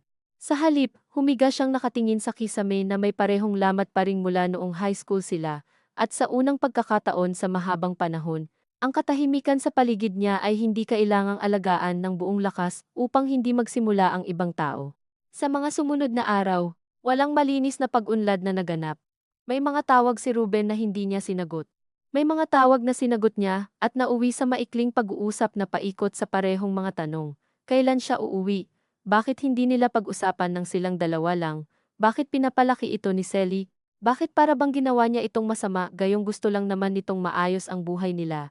Sa ilan sa mga tawag na iyon, halos nadadala na naman si Alma sa lumang pagnanais na paliitin ang sarili para lang humupa ang bigat sa kabilang linya.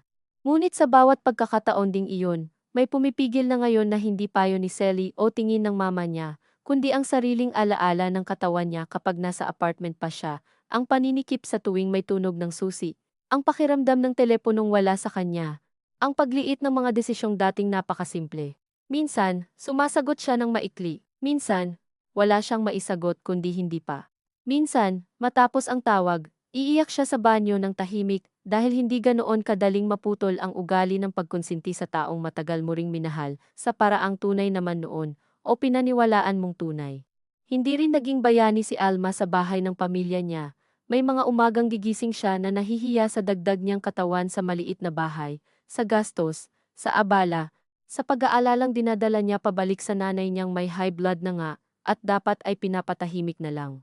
May mga gabing iisipin niyang baka kaya pa naman, baka maaring bumalik siya basta malinaw ang mga kondisyon. Baka may paraan pang maibalik si Ruben sa lalaking minsang humalik sa noo niya nang walang kasamang pagsukat sa bawat galaw. At sa bawat ganoong pag-ikot, hindi siya minadali ni Sally. Hindi rin siya pinagbawalan ng mama niya kapag naririnig niyang kausap pa rin niya sa telepono ang asawa. Ang tanging paulit-ulit na sinasabi lamang ng matanda, sa pagitan ng pag-aabot ng pagkain at paalala sa gamot, ay anak, pag ang puso mo laging takot sa loob ng bahay, makinig ka rin doon. Hindi iyon sermon, hindi rin payong kumpleto. Ngunit sapat iyong manatili sa isip ni Alma, habang unti-unti niyang natututunang hindi lahat ng pagdurusa ay sukatan ng katapatan sa asawa. Makalipas ang ilang linggo, bumalik siya sa Pasig sa liwanag ng hapon, kasama si Sally, upang kunin ang ilan pa niyang gamit. Iyon ang huling malaking kilos na kaya niyang gawin nang hindi pa rin sigurado sa lahat, ngunit sigurado na sa isang bagay, hindi na siya babalik doon upang manirahan na parang walang nabunyag sa kanya. Hindi nila pinaghandaan ang eksena. Tinawagan muna nila ang landlord, sinabing kukunin lamang niya ang mga gamit habang wala si Ruben. Nang buksan ng landlord ang unit at iabot ang susi, nagpasalamat si Alma nang may nanginginig pa ring daliri. Sa pagpasok niya sa apartment, wala namang kakaiba sa paningin. Maayos pa rin ang kurtina, nasa mesa pa rin ang asukal.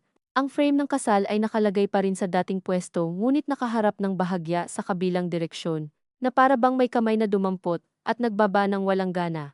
Pumasok siya sa silid at binuksan ang aparador. Ilang damit lang ang kinuha niya, ilang personal na papeles, ilang gamit sa banyo. Habang ginagawa iyon, may kakaibang lungkot siyang naramdaman hindi dahil gusto pa niyang manatili, kundi dahil walang malinis na paghihiwalay sa mga tahanang minsang inakala mong magiging iyo. Bawat hanger, bawat tuwalya, bawat mug sa kusina ay may bahid ng panahong totoo ang ilang lambing at totoo rin ang unti-unting pagsakal. Hindi niya kayang burahin ang isa dahil lang napangalanan na ang isa. Nang makita niya sa drawer ang lumang resibo ng 2 kitchen towel at ang grocery list pad kung saan siya nagsulat ng note bago umalis, saglit siyang napatigil. Wala na roon ang papel. Hindi niya alam kung itinapon iyon ni Ruben, tinago, o pinunit, hindi na rin niya inusisa. Sa paglabas nila ng apartment, tinanong ni Sally kung may iba pa siyang gustong kunin. Luminga si Alma sa paligid sa huling pagkakataon. Naisip niya ang unang umaga nilang mag-asawa rito, ang paglalatag nila ng bagong bedsheet, ang pagtatawa nila noon sa nipis ng dingding, dahil rinig ang ubo ng kapitbahay. Naisip din niya ang lock, ang telepono, ang boses niyang paliit ng paliit sa loob ng mga buwan. Wala na, sabi niya sa wakas, bagaman alam niyang hindi totoo iyon sa usapin ng damdamin. Ngunit sa gamit, sa maaaring bitbitin sa dalawang bag at isang dibdib, wala na nga. Nang isara niya ang pinto, marahan lamang ang tunog. At sa pagkakataong iyon ay hindi siya naghintay sa kasunod na ikot ng susi. Hindi na niya kailangang marinig pa iyon upang malaman ang ibig sabihin. Hindi naging madali ang mga buwan pagkatapos, may mga papel na kailangang ayusin. May mga pag-uusap na kailangang harapin. May mga araw na pipiliin pa rin ni Alma na huwag sumagot sa tawag ni Ruben. At may mga araw namang sasagot siya dahil may mga praktikal na bagay na kailangang ayusin sa paraang hindi maiiwasan. Sa ilan sa mga usapang iyon, pilit pa rin nitong ibabalik ang lahat sa maling impluwensya ng kapatid niya.